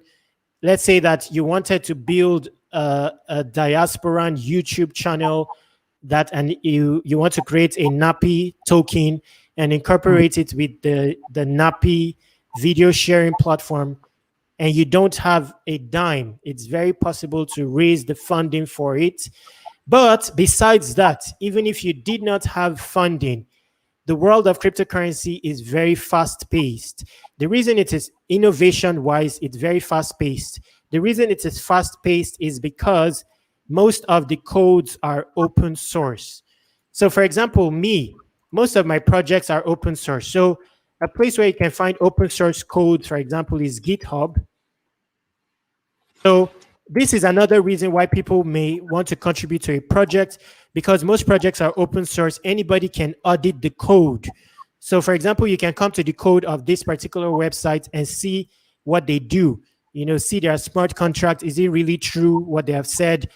Do they store your data when you submit your data to them? You can look at the code. So if you look at the code for most of my projects, it's on surpassing Google. You will see that the code of my projects are open source. So in the crypto world, it's very easy to innovate. You'll see that I forked this code. So this code, I did it recently. I saw an interface that I like, and the code is open source. It's a blockchain-based social media platform. So I want to use it as the base code of my project. So assuming Nappy Briggs wanted to do something like that, let's say you wanted to create DTube. There's a tendency that the code for DTube is already open source. So you look for the code of DTube and you use it as the base code. So let's say that for a start, you can change the logo here. You don't need permission because it's open source. The owners of the project have made the code open source. Sometimes they do it for their benefits, because when your code is open source, there's more inclination, there's more tendency that people will contribute code to you, even for free, because that's the more advanced internet. Many things are open source. So, for example, you get the source code of this, you fork it, you change the name here to Nappy, maybe you put a header, then you create a cryptocurrency. You can create a cryptocurrency in 3 seconds. In 3 seconds. I've created a cryptocurrency. My cryptocurrency is, although I've not been active there because of health problems, but I know that Nappy Briggs, you've heard of Marlians. Yeah. Yes, the domain name marlians.com, I have it. And if you look here, you will see that, let's see if I can find a publication. I've not been active here, but you will see that I have a cryptocurrency live. I used to have 2,000 user profiles on this platform. Yeah, so let's see. Let's see if it will open. Okay, so you see this publication was done 2 years ago. And when you scroll down, you will see that the rewards, you see the cryptocurrency here is Marlians. The name of the cryptocurrency is Marlian. So this was an experimental project so that I now understand, tokenomics, user reaction and all that, create a model for my cryptocurrency that is world adjusting. So that's my intention. So I created this experimental cryptocurrency. It took me 3 seconds. It did not cost me much. And I was able to incorporate it here to where people can own cryptocurrency. And this cryptocurrency is also listed on an exchange by default. So let's say you created your cryptocurrency on Ethereum, you automatically have your cryptocurrency on a decentralized exchange. So let's say you can have your cryptocurrency on Uniswap if you created your cryptocurrency on Ethereum. If you created your cryptocurrency on Hive, Hive also has a native exchange where you can, your cryptocurrency is already listed. So all these things are very easy to pull off. And that's why that brings us to an important part of this conversation. And that important part is because in my case, one reason that I did not sell my cryptocurrency, even though I had up to $400,000 worth of it, was my mentality when it comes to money. Like I said, if you can create money, you won't need to pursue it. Even if you gave me 2 billion today, I will still be an innovator. You will still hear of macro hard. You'll hear of, so my platforms, one, I want to create a programming language. The other platform is where you barter gigs. So, as an African, you want to build your project, you don't have seed funding, but you may have an expertise. Let's say you can do graphic design and I know how to code, but I don't have money. Then I come to you, Nappy Briggs, and I say that, please design my logo and I'll contribute my coding to your website. So we barter gigs. So that's one of my platforms because I want to remove all barriers to entry when it comes to, dream building. Oh, I'm looking at the screen. I forgot. I'm even looking at our screen. Let me go. I can't even find the StreamYard anymore. Where is the StreamYard? Gosh. Just a moment. I apologize. So many tabs. I can't even find the StreamYard anymore.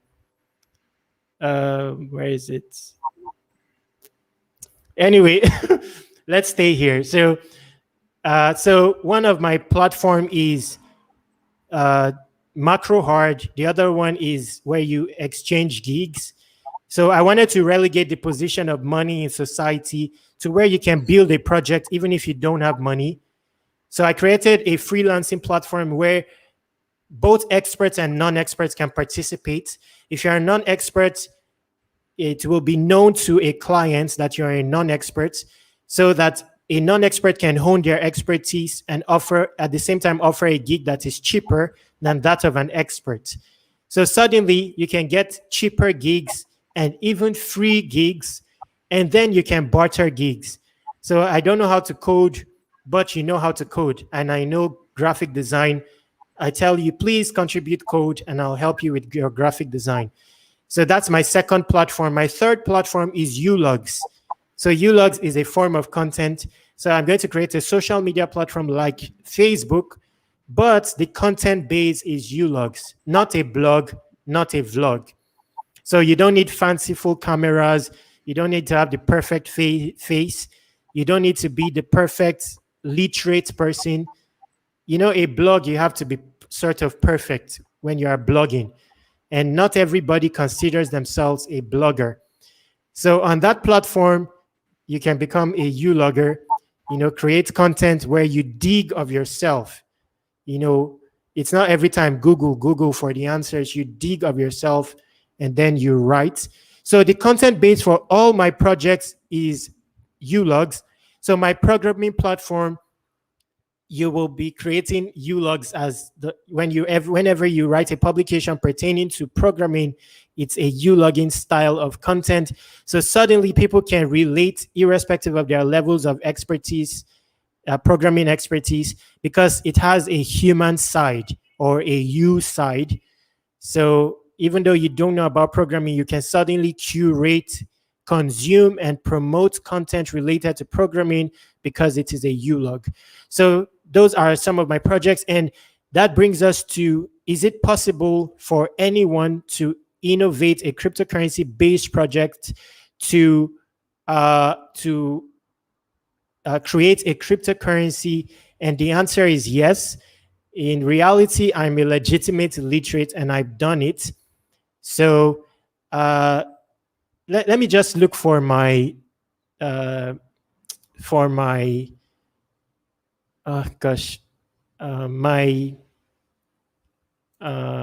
home page. Let's see, where is this? Just a moment. Let me look for where that is. Gosh.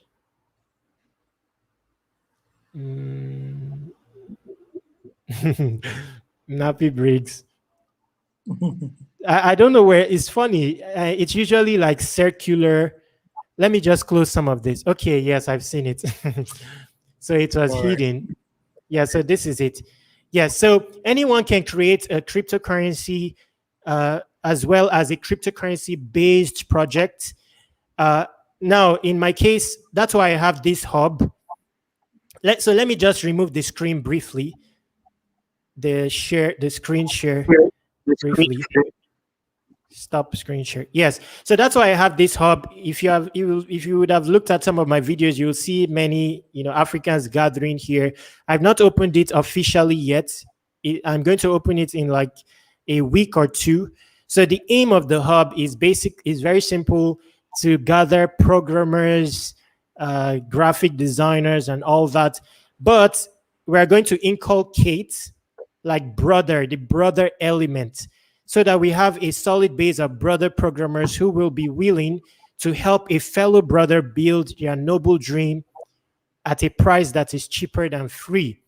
So my aim is to have a curriculum of study. So I'm going to release a notebook per month. So this is a notebook about cryptocurrency. I think it's the first notebook in existence, and my contribution to the understudy of cryptocurrency and blockchain. So it's not a book. I feel that the books about cryptocurrency have been written. As an African, let's contribute something that is a no book. So this is titled Cryptocurrency and Money's Uselessness, Legitimate Illiteracy Explains It. It's 355 pages. So every month I'm going to release one notebook. The next notebook I'm releasing is about the internet, the use of the internet, how to circumvent all the hassle we experience on the internet as an African and stuff like that, because the internet has been underused. So that is going to be the second curriculum of study. So when I gather programmers here, I'll allow them to contribute code to my projects, even if the code have flaws, so that they can hone their expertise. In due time, we'll have a solid network of these broader programmers. So let's say Nappy Briggs wants to, for example, we have a discussion like this. He has a passion about, let's say, football, and he wants to incorporate cryptocurrency, or he has an idea about a shopping application where he wants to give rebates in cryptocurrency. So people shop, but they don't really lose because they have a rebate in cryptocurrency, and he wants to build something like that. All he needs to do is contact me. My own role is to model it out, because that's where I'm gifted at. I'll write a paper that defines it, and like a draft that he can follow up on, model it to his taste.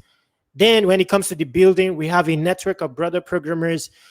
Instead of sourcing a code outside, we already have a code because we have successful projects that are open source. And then we say, okay, Nappy Briggs, why not start? This is a code base already. You don't need seed funding. Then the programmers modify to his taste. We create a cryptocurrency. No, I have a cryptocurrency already, an experimental one, but in eventuality, yes, I'm going to have one cryptocurrency. It's called Teardrops, to reward proof of tears, but it's not associated with sadness. And route dream building, you are bound to mine of your human.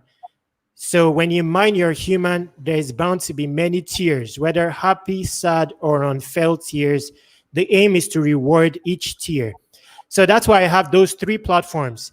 When you want to create content, you create a ulog. So you mine your human, you dig of yourself, and you create content. We reward it with the Teardrops token. When you want to build your dream, you go on the next platform. You look for someone to help you build your dream. You contribute your brother expertise to another brother's dream building efforts, even if it's just to play a role in historical history. We reward that activity with a Teardrops token. So we consider that proof of tears. The third platform is macro hard, so programming. You are willing to contribute your brother expertise in programming to effect another brother's dream. We reward that with a Teardrops token. That is also proof of tears. So there's going to be three platforms and one cryptocurrency. It's called Teardrops, but I've put it aside for the near future because I have health problems. I just lost my parents, both of them, and I'm in a recovery mode. So in the near future, I'm going to bring those back out when I have recovered in my health. But in the meantime, I have a side project. It's called Crypto Ulogs. So Crypto Ulogs is a Twitter-like platform that is crypto-based. So all the information you need about crypto, timely information, like she said, she wants to invest in cryptocurrency.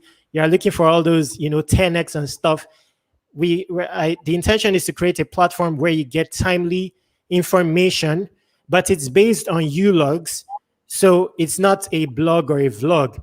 So imagine a crypto-based platform where every logo, so a Bitcoin logo is freshly created.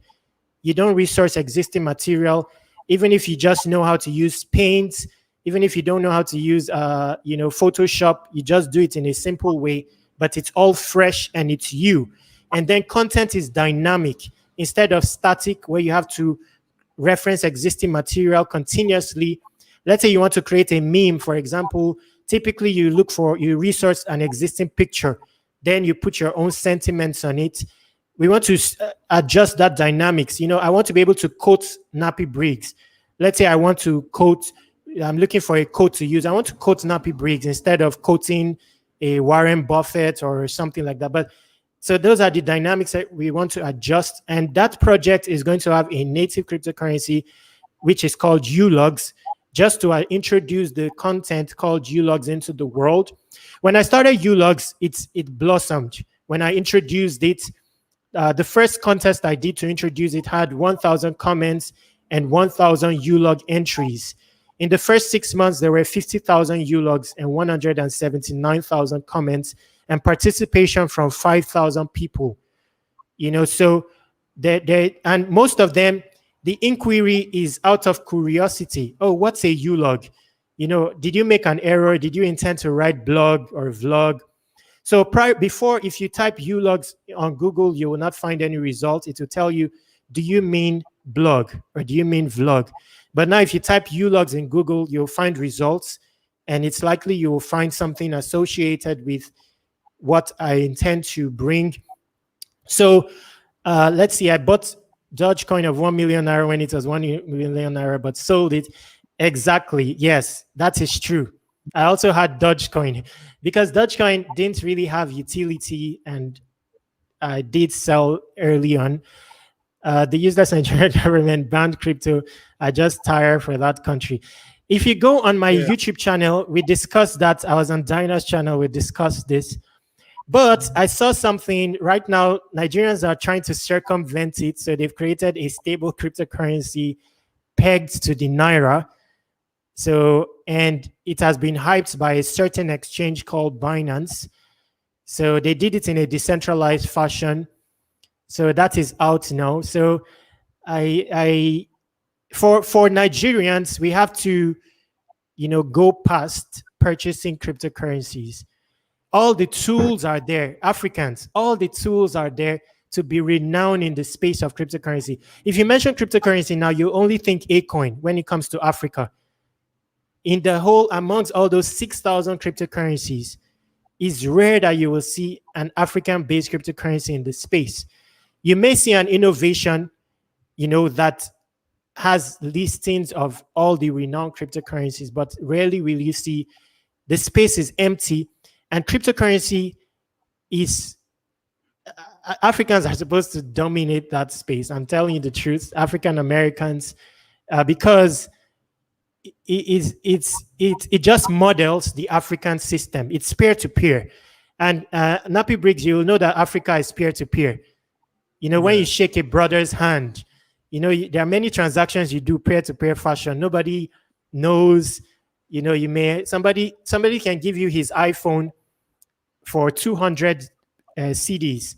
You know that it's possible in Africa because you may factor in other things. Maybe he's an older brother, maybe his age, or maybe, he has potential, and maybe in 10 years' time, he goes on to do well, and then he remembers you. Or maybe he's the son of a king, or, you respect his dad. That's how Africa is, and that's how cryptocurrency is. It's just like a reenactment of the past where there was trade by barter, where humans were more social, in their financial transactions. Even on a spiritual level, you can shake someone and you will give him your iPhone for 200 CDs.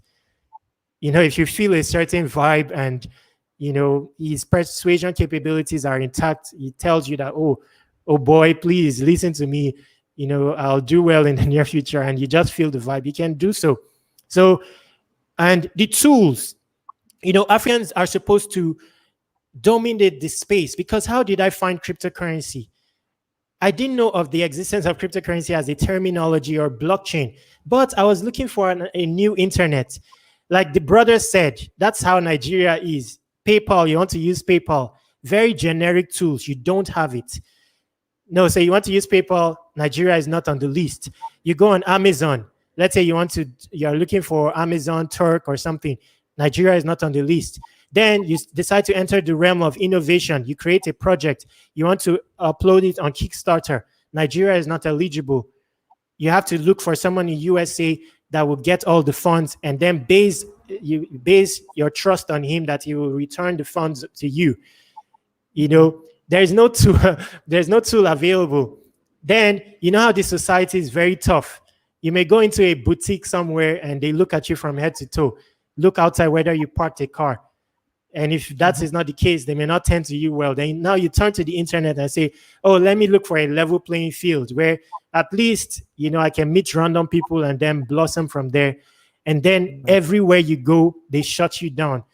You go on Facebook, you create a page, and the page is blossoming, and Facebook can decide to delete your page.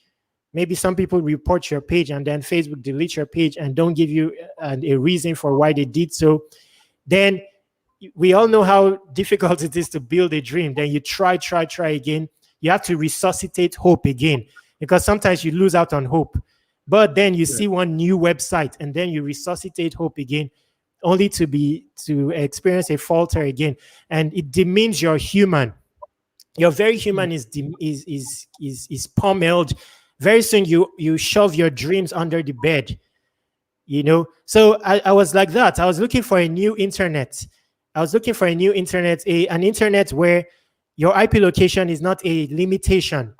You know, you want to reach a US audience, and then you can go there and you just post your publication and you can reach a US audience.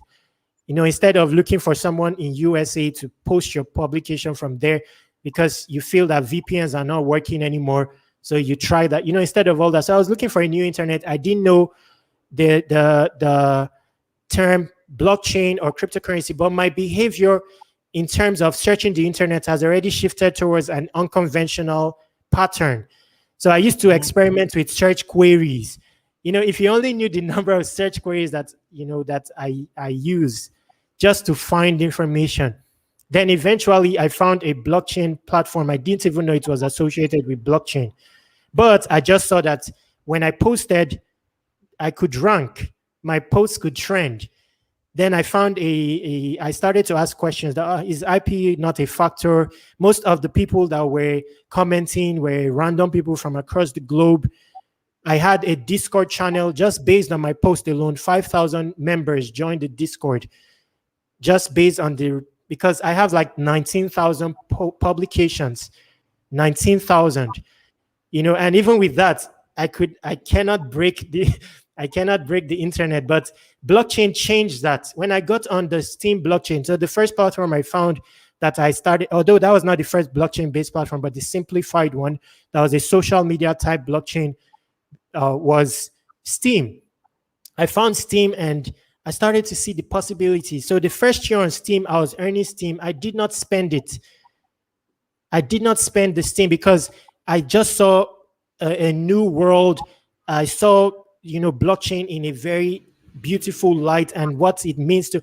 It's not for the West to undercover, to understudy, to reveal the beauty of blockchain. It's for Africans and Africans in the diaspora. I'm telling you the truth, because of the things you can see when you use blockchain. It's not the same thing that the innovators can see, you know. So money was relegated. Money was suddenly relegated. I saw, okay, you can create money. You actually have a bank. Everybody is pursuing money, but you have a bank by virtue of your wallet. Yes, your bank can perform audits. Anybody can audit it, the transactions in it. You can transfer money I can transfer money from me to Nappy Briggs, irrespective of your location, in 3 seconds with 0 fees. That's a bank. So these are the things I saw. And before you know it, I understood the value of curation. Traditional internet, the value of curation is undermined. You know, curation where you can vote on someone's content and pass a vibe, pass a prayer, pass rewards. So I started to explore that in unconventional ways, and I started to understand the power of curation as an important part of content, you know, and saw the beauty of decentralized curation, where it's not always Kim Kardashian that is on the front page of Google. So if you didn't know, there is a search engine that is decentralized, where the front page is decentralized. What appears there is decentralized. People vote on it. So it's suddenly powerful, and you also have the same pot of information. For example, the reason Facebook can influence us in a loop and hold us accountable and the likes of Google is because they have information about us. They know us more than we know ourselves. You know, when we use Facebook, we do that in the comfort of our homes. We are not conscious of our environment. They put cookies in our browser, and they understand our behavior. They give us comfort tools, so-called comfort tools. And then suddenly you think, oh, you're experiencing comfort, but you're passing away your behavior, your very innermost self to them. So let's say check-in, you find a check-in tool. The next time you're in Starbucks or wherever, you check in at 3 p.m. every day. Then you add another indices or index to their indices of you, because they know every 3 p.m. you will check in a particular place. Now, you don't know any information about them. You don't know what Mark Zuckerberg is doing. You don't know how much Mark Zuckerberg is transferring to his account. So he becomes the standard. He can hold you accountable. He can influence you in a cycle because he suddenly knows you more than you know yourself. But on blockchain, I showed you one account that he has $1 million worth of Hive. Mm-hmm. If you chat, if you contact that person in a comment, he will respond to you, because there's an incentive to be reputable on a blockchain. The more he's reputable, the more his chances of earning. So suddenly on a blockchain, someone will respond to you, even though he doesn't know you, even though he doesn't know your status. And in a blockchain, someone knows that you can have 1 million Bitcoin somewhere, and then you can come and hang out on a blockchain like you don't have any dime. Blockchain people, they know that. So they don't usually disrespect someone just snappily like that, because they know, oh, this person, he may be hanging out here without any money on Hive, but maybe he has 10 million Bitcoin somewhere. And that is the African system. In Africa, you don't underrate someone, even someone that is raggedy looking, because you know the person can handshake you and tell you that, oh, in the next 2 years, you will blossom and it will come to pass. You know of that possibility. So you don't underrate. And you also know that connection. Someone may just be elderly, and just based on his age, he can reach the places you cannot reach. Now, he may be looking raggedy, and you will tend to him. You may see an Agbero in Nigeria, and you cannot just tag him and say, oh, he's illiterate, because he may save you the next day. Some people are hassle you, or a mob attacks you, and just because you were nice to one Agbero, he will come with his hard voice and settle matters. Or an elder can use his voice. People are beating you or fighting you, and just say, hey, everybody, mellow, and they will. These are African systems that cryptocurrency reenacts, but typically we don't see these sides of cryptocurrency. We see the financial side, especially in Africa, that we want to make money, and suddenly the West is philanthropist, without, we need to adjust all these dynamics. Whereas, someone will now make a platform and say, oh, go and showcase all the people in the streets and give them, peanuts, and just, without, and maybe an African will do it just to get the next data money, without explaining what is going. That, okay, you see an African on the street doesn't mean he's poor. Kids like to play in the mud or stuff like that. And, and we can adjust all this narrative with cryptocurrency and cryptocurrency-based innovations. And it's very easy, because inside a cryptocurrency, you can incorporate powerful tenets. For example, my cryptocurrency intends to reward past deeds. So where somebody does something without incentive and then is rewarded later on without knowing. So that's one of the things I incorporated into my cryptocurrency. And it intends to reward human virtues.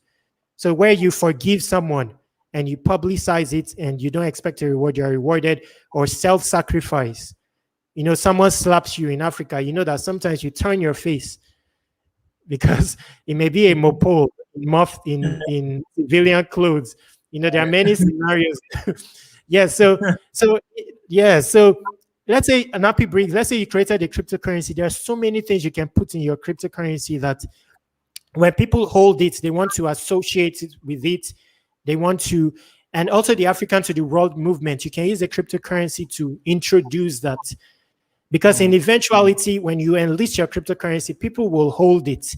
Then when they hold this cryptocurrency, they will want to find out, what is the utility of this? Why am I buying this? Then they will find out that, oh, this thing is doing something associated with Africa to the world. It's very powerful what cryptocurrency can do.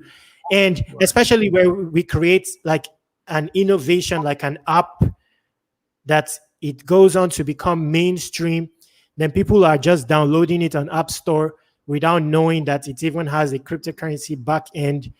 Then in eventuality, they find out that, oh, they are earning something. Let me even see what this means. Because that's how I found, for 1 year, I didn't even bother to check my wallet until I saw that, oh, I've amassed so many coins there. Let me see what this is later on. You see, so before you know it, people will now know that, oh, there is a movement ongoing and it's spearheaded by this cryptocurrency. So it's just very powerful stuff. And there are no limitations. All you need now is a paper. All you need is a paper, because that is the most powerful aspect of the innovation or a dream. Is the paper that defines it. So when you have created that paper and it's set, building is not hard.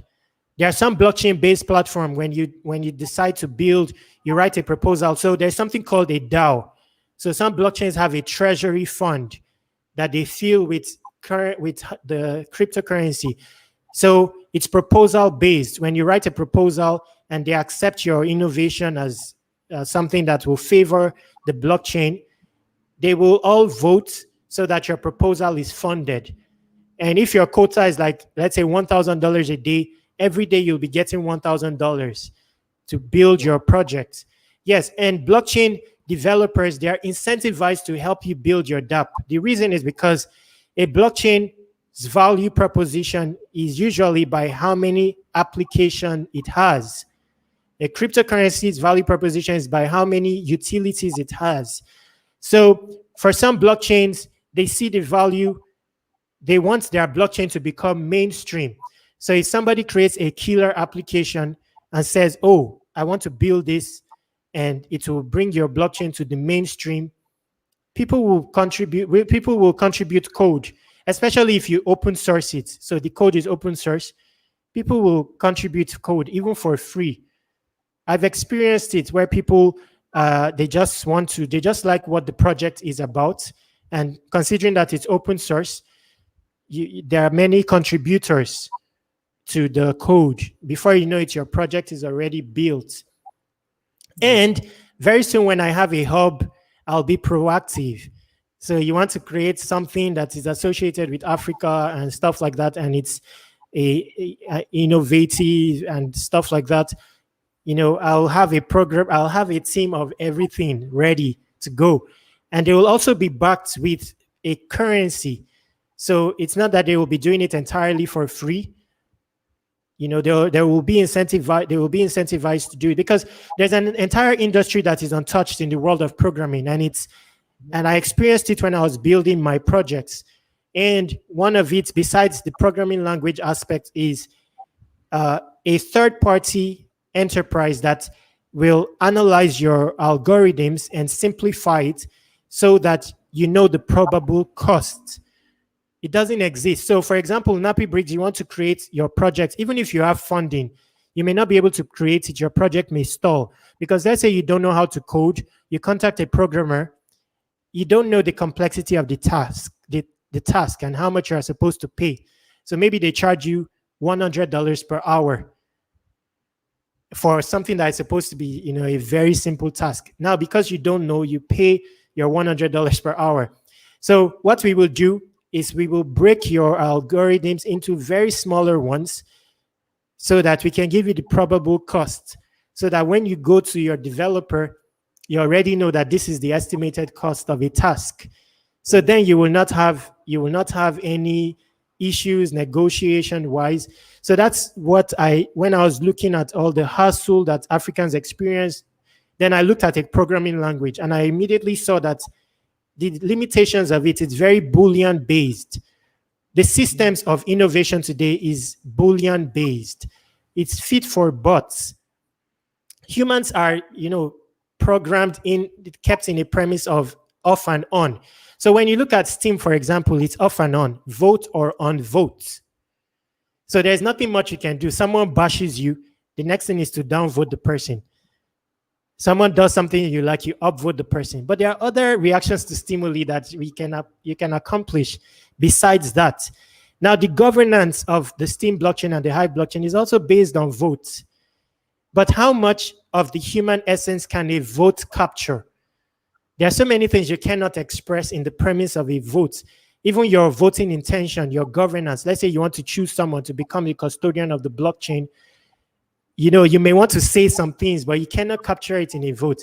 But you have no choice because that's what the blockchain offers. So why don't we create an innovation that it breaks that premise? You know, where governance is not entirely vote-based or stake-based. Because stake-based, that's how the world works. You have more money, you have more influence. So if you read the tokenomics of my coin, for example, I try to remove the whale effect. So incorporate a bit of human so that it's not only your stake that is the factor. Your human side plays a role too. So this is where it's very powerful. You know, if we come about, let's say I have my own programmers set, then brothers come, they want to build an innovation, we quickly ship it. You know, 1 month of aggressive programming or what, and it's not only the programming, it's the model. That's where the power lies, not in the programming. Because there are many projects today, they don't gain popularity. Or, yes, because the model is where the key is. The tokenomics of the coin is where the key is, because that's where there will be a standout.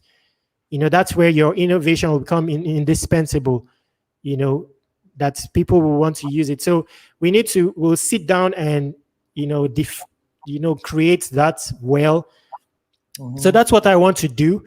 And that's why I'm also doing this, you know, for brothers out there and all that, you know, so that's, and what I wanted to say, like you have seen, cryptocurrency and all that is like is the ahead.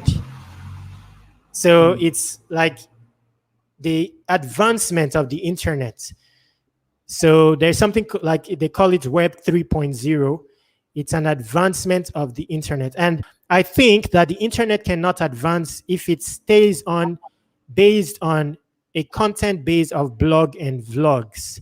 Because what will happen there is a static internet. The same thing is recycled. So if you go on Google today and you type the word money, you will not see the address to the nearest ATM. What you will see is the same thing that you have seen 10 years ago. If you type how to make money online, the same thing that has been popular 10 years ago, because people have continued referencing it, it gains popularity and authority. And then the same things you have seen 10 years ago, how to make money online, you will say fill in surveys, create a YouTube channel, freelancing, Amazon Turk, the same things you will see. Then if you type the word face, it's likely you will see Facebook, because Facebook is popular, but your intention may not be to find Facebook, but Facebook is giving relevance because it's popular. Yeah. So I feel that that's why I created a form of content called ulogs, so that the internet is dynamic. So every time you create a ulog, it has to be fresh. A ulog created today does not have not existed anywhere online yesterday, because every instance has its own experience. You know, you may be feeling good today. If I told you to write content about chemistry today, when you have light, for example, it may be different from the same content about chemistry tomorrow when power frustrates you. Right. You know, let's say you want to write and then there's a power cut. Then they bring it and you try again, you want to write, then there's power cut. You try to start your generator and then because of frustration, the rope cuts. So you go and try to buy the rope. You come back, then you see that you need to pump the carburetor or you need to clean the plug. Then you finish that. You see the story is different, but it's right. The same chemistry. And the content suddenly is relatable, because even though someone doesn't know about chemistry, at least they will see your social side. Then they'll know, oh, at least I can relate with this. And then they may curate it and promote it. And then they will not have barriers to entry. They will see, oh, it's not a god after all that is writing this chemistry post. It's actually a human. So let me try to write chemistry. So I think I said a lot in this right. video. Yeah, sometimes it's like maybe 2 hours. Yeah, you've really made it so clear to me. I was actually putting some things down in my notes. Thank you. I like that. Yeah, And so I I'll like definitely that. once, because right now I just realized I had so much coin which I didn't even know. So I Yes, you was just see. putting in certain. I Yes, just checked. I have about 2,000 plus coin for the LBC and then different yes, ones. So I'll put all of them yes. together and then I'll contact you behind the scenes and go. Yes. How much coins do you have? Can you hear me? Yes, I can hear you. Okay. How much coins do you have again with LBC? I put everything together and now it's 1.9K. Was 19,900. Yes. Okay. So according to me, you can close your eyes, just keep it. Target a $1 because it has a potential. It can reach $1. So that becomes a bulkier sum. Because like the Yeah. brother said, he said he had thousands of Dogecoin. Dogecoin was maybe it has had like 20,000% gain. If assuming he kept his Dogecoin, because with $100 in let's say 5 years ago, you may have been able to buy like maybe $200. You may have been able to buy like 1 million Dogecoin. And Wow. Dogecoin recently got to one. It's approaching 1 cent. Now at 1 cent, if you sold 1 million Dogecoin at 1 cent, that's $100,000 on a coin that people are just gathering it for just gathering sake. So LBC, it has a product, it has utility, just a bit of marketing, and then it becomes very popular. Now, just recently, you notice that they now have an app that may bring stir popularity for it. And the more it has users, let's say it has 1 million users, the coin will go to like $1 because people will buy the coin. Because do you know that library has a utility?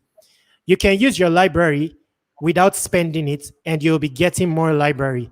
So that's something you may not know. Yes, you can use it to support your content. So your content gains visibility. And when it gains visibility, people will vote it more. But you have not spent it. You only staked it. And at any time, you can redeem it. So let's say you want it in a liquid format, you can get it back as a liquid and spend it. So if we do, assuming we did another video, I can show you other platforms, or you can also watch my video with Dynast. I showed other social media platforms that you can post content, earn cryptocurrency on there. Yes. So, sorry, brother has a question here. So I think this will be the last question, and then we'll call it a day. Yeah, he says, "Oh, that's the same brother who said he had a Dogecoin." He was okay. saying, bro, I find it hard to sell now via P2P trade since after the ban. Please, what option can I use to do such? That's a Nigerian, very special question. Do you know that I sat down here like 2 days ago with some boys? They are from Nigeria, but they're in the Philippines. And we're discussing that, like what option can we create and we're discussing the complexity of creating an outlet for, let's say, Nigerians wanting to purchase cryptocurrency. Okay, so I saw an update recently.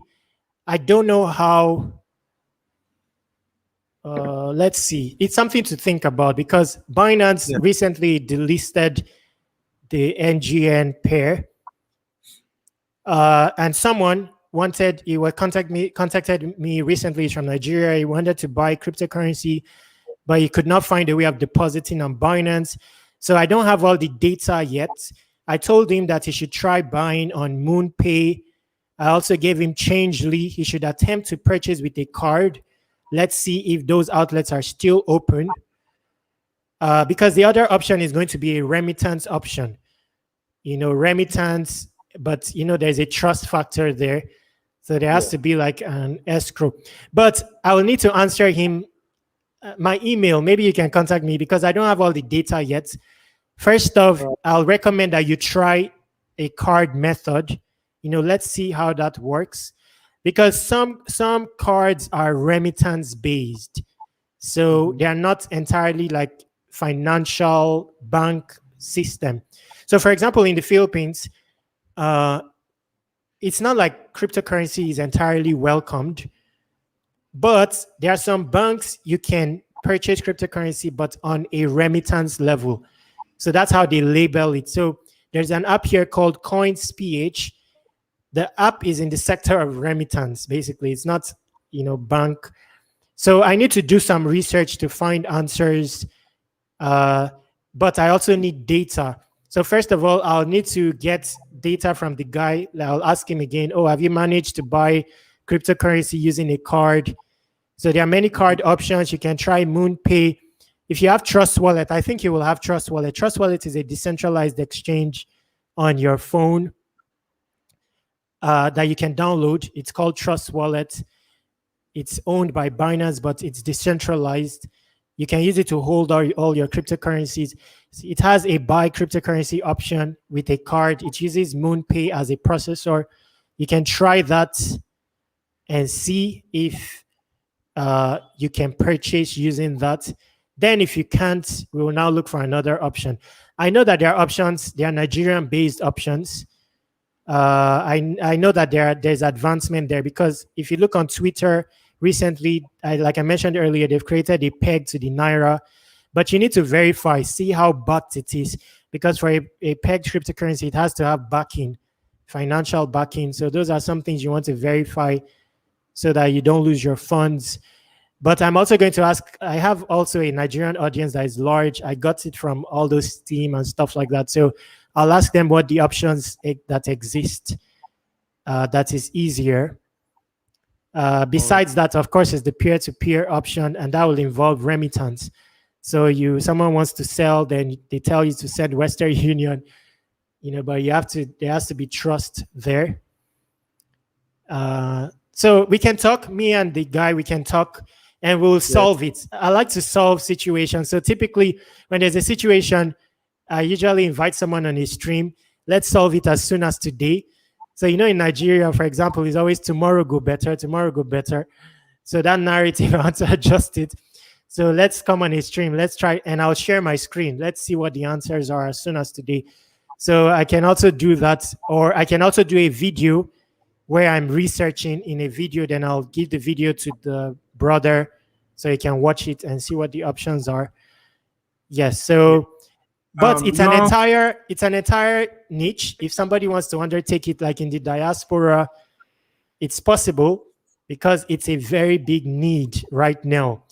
Me, I don't have health. I don't have strong health, but it's something that I can have looked into, because many Nigerians have this need. Like there's a Nigerian that his business model, I'm sure it's deterred now, but his business model was very simple and he was making money. He wasn't trading cryptocurrency. All he used to do was buy cryptocurrency using the banks in Nigeria, using a card. Then he will take it on Binance and sell it at $460. He will buy it in the bank around $390, and then just move it to Binance and sell it at $460 per Naira on Binance. So he was having limitations because the cards that he was using were limited in how much you can spend as a Nigerian. So he was always looking for cards to use. And I think a card option for the brother is going to be Payoneer. So there's no PayPal in Nigeria, but there's Payoneer. I don't know if Payoneer has a card. I'm thinking that Payoneer is like on the remittance side.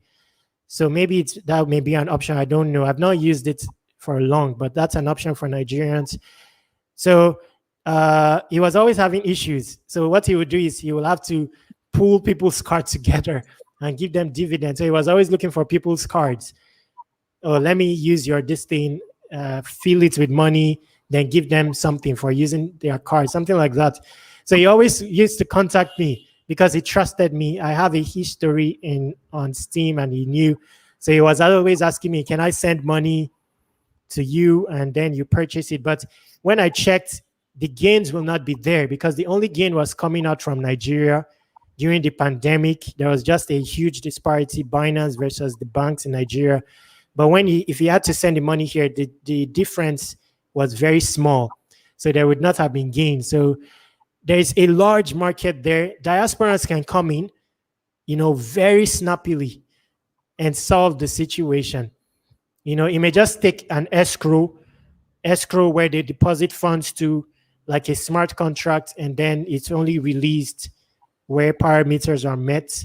So it's just a matter of sitting down, drafting something, then building it, you know. But I know that Nigerians are building something like that. It's just that you need to look for the one that is trusted. So recently, I saw a tweet by Binance. So Binance has a DEX, a smart chain, and they've created a pegged cryptocurrency. So it's called NGNT, Nigerian Tether. So maybe you can do your own research. It's new, so I don't really know, you know. Let me just show you what I mean. So Nigerians are already building, you know, they're already building something as a solution that is decentralized. I think I opened it somewhere.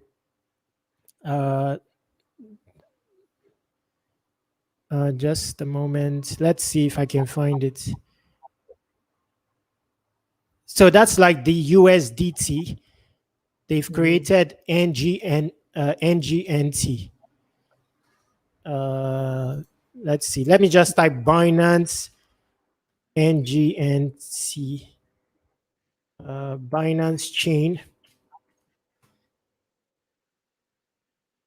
So it's new, so I don't think there are publications about it yet, but let me try Twitter.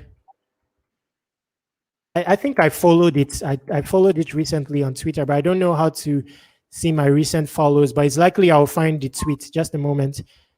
So let's close this one. Close this one. Where is this Twitter? Okay, Twitter is here. So I think I followed it recently. Let's see. NGNT. Yeah, so you see this is a new, so they 12 hours ago, you will see NGNT now lives on the Binance Smart Chain. It is also backed by BUSD. We're excited to be part of the Binance Chain community. More information.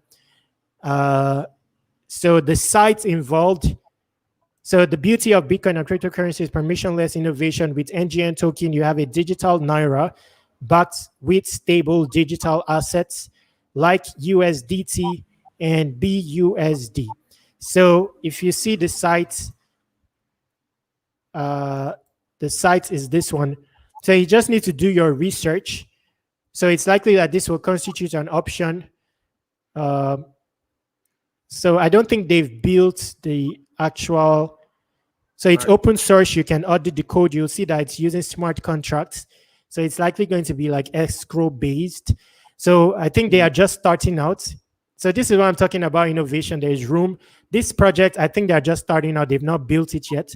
So they have a one-pager already, and they have a cryptocurrency. And they created this cryptocurrency in a permissionless form. They didn't need to contact anybody because it's built based on a decentralized exchange.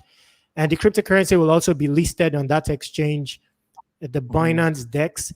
So like I mentioned here, you'll see that they've open sourced it because I'm sure they are intending for people to contribute code, to help with the building of it. They have a Telegram group as well. Exchanges, they don't have a, yes. So here, supported exchanges, it looks like some exchanges have listed them. So one is called Busha. So this may be the options you're looking for, but you need to do your research, buy coins. So these are all African-based projects. Let me just close some of the tabs here. John Doe, Ulagers TV. So this is the source code. So it's looking like it's just a coin. So they don't really have an interface. The coin is created. You'll see the programmers involved. One of them is Mayowa Todunu. The other is Timi Ajiboye, programming language and frameworks. So we close this. Now here is likely where you'll be able to buy. So this is I'm sure it's Nigerian based. And they've already listed that Nigerian NGT Tether on it. So you can get this on Apple Store or Google Play. Busha is the easiest place to buy, sell, and manage your cryptocurrency portfolio.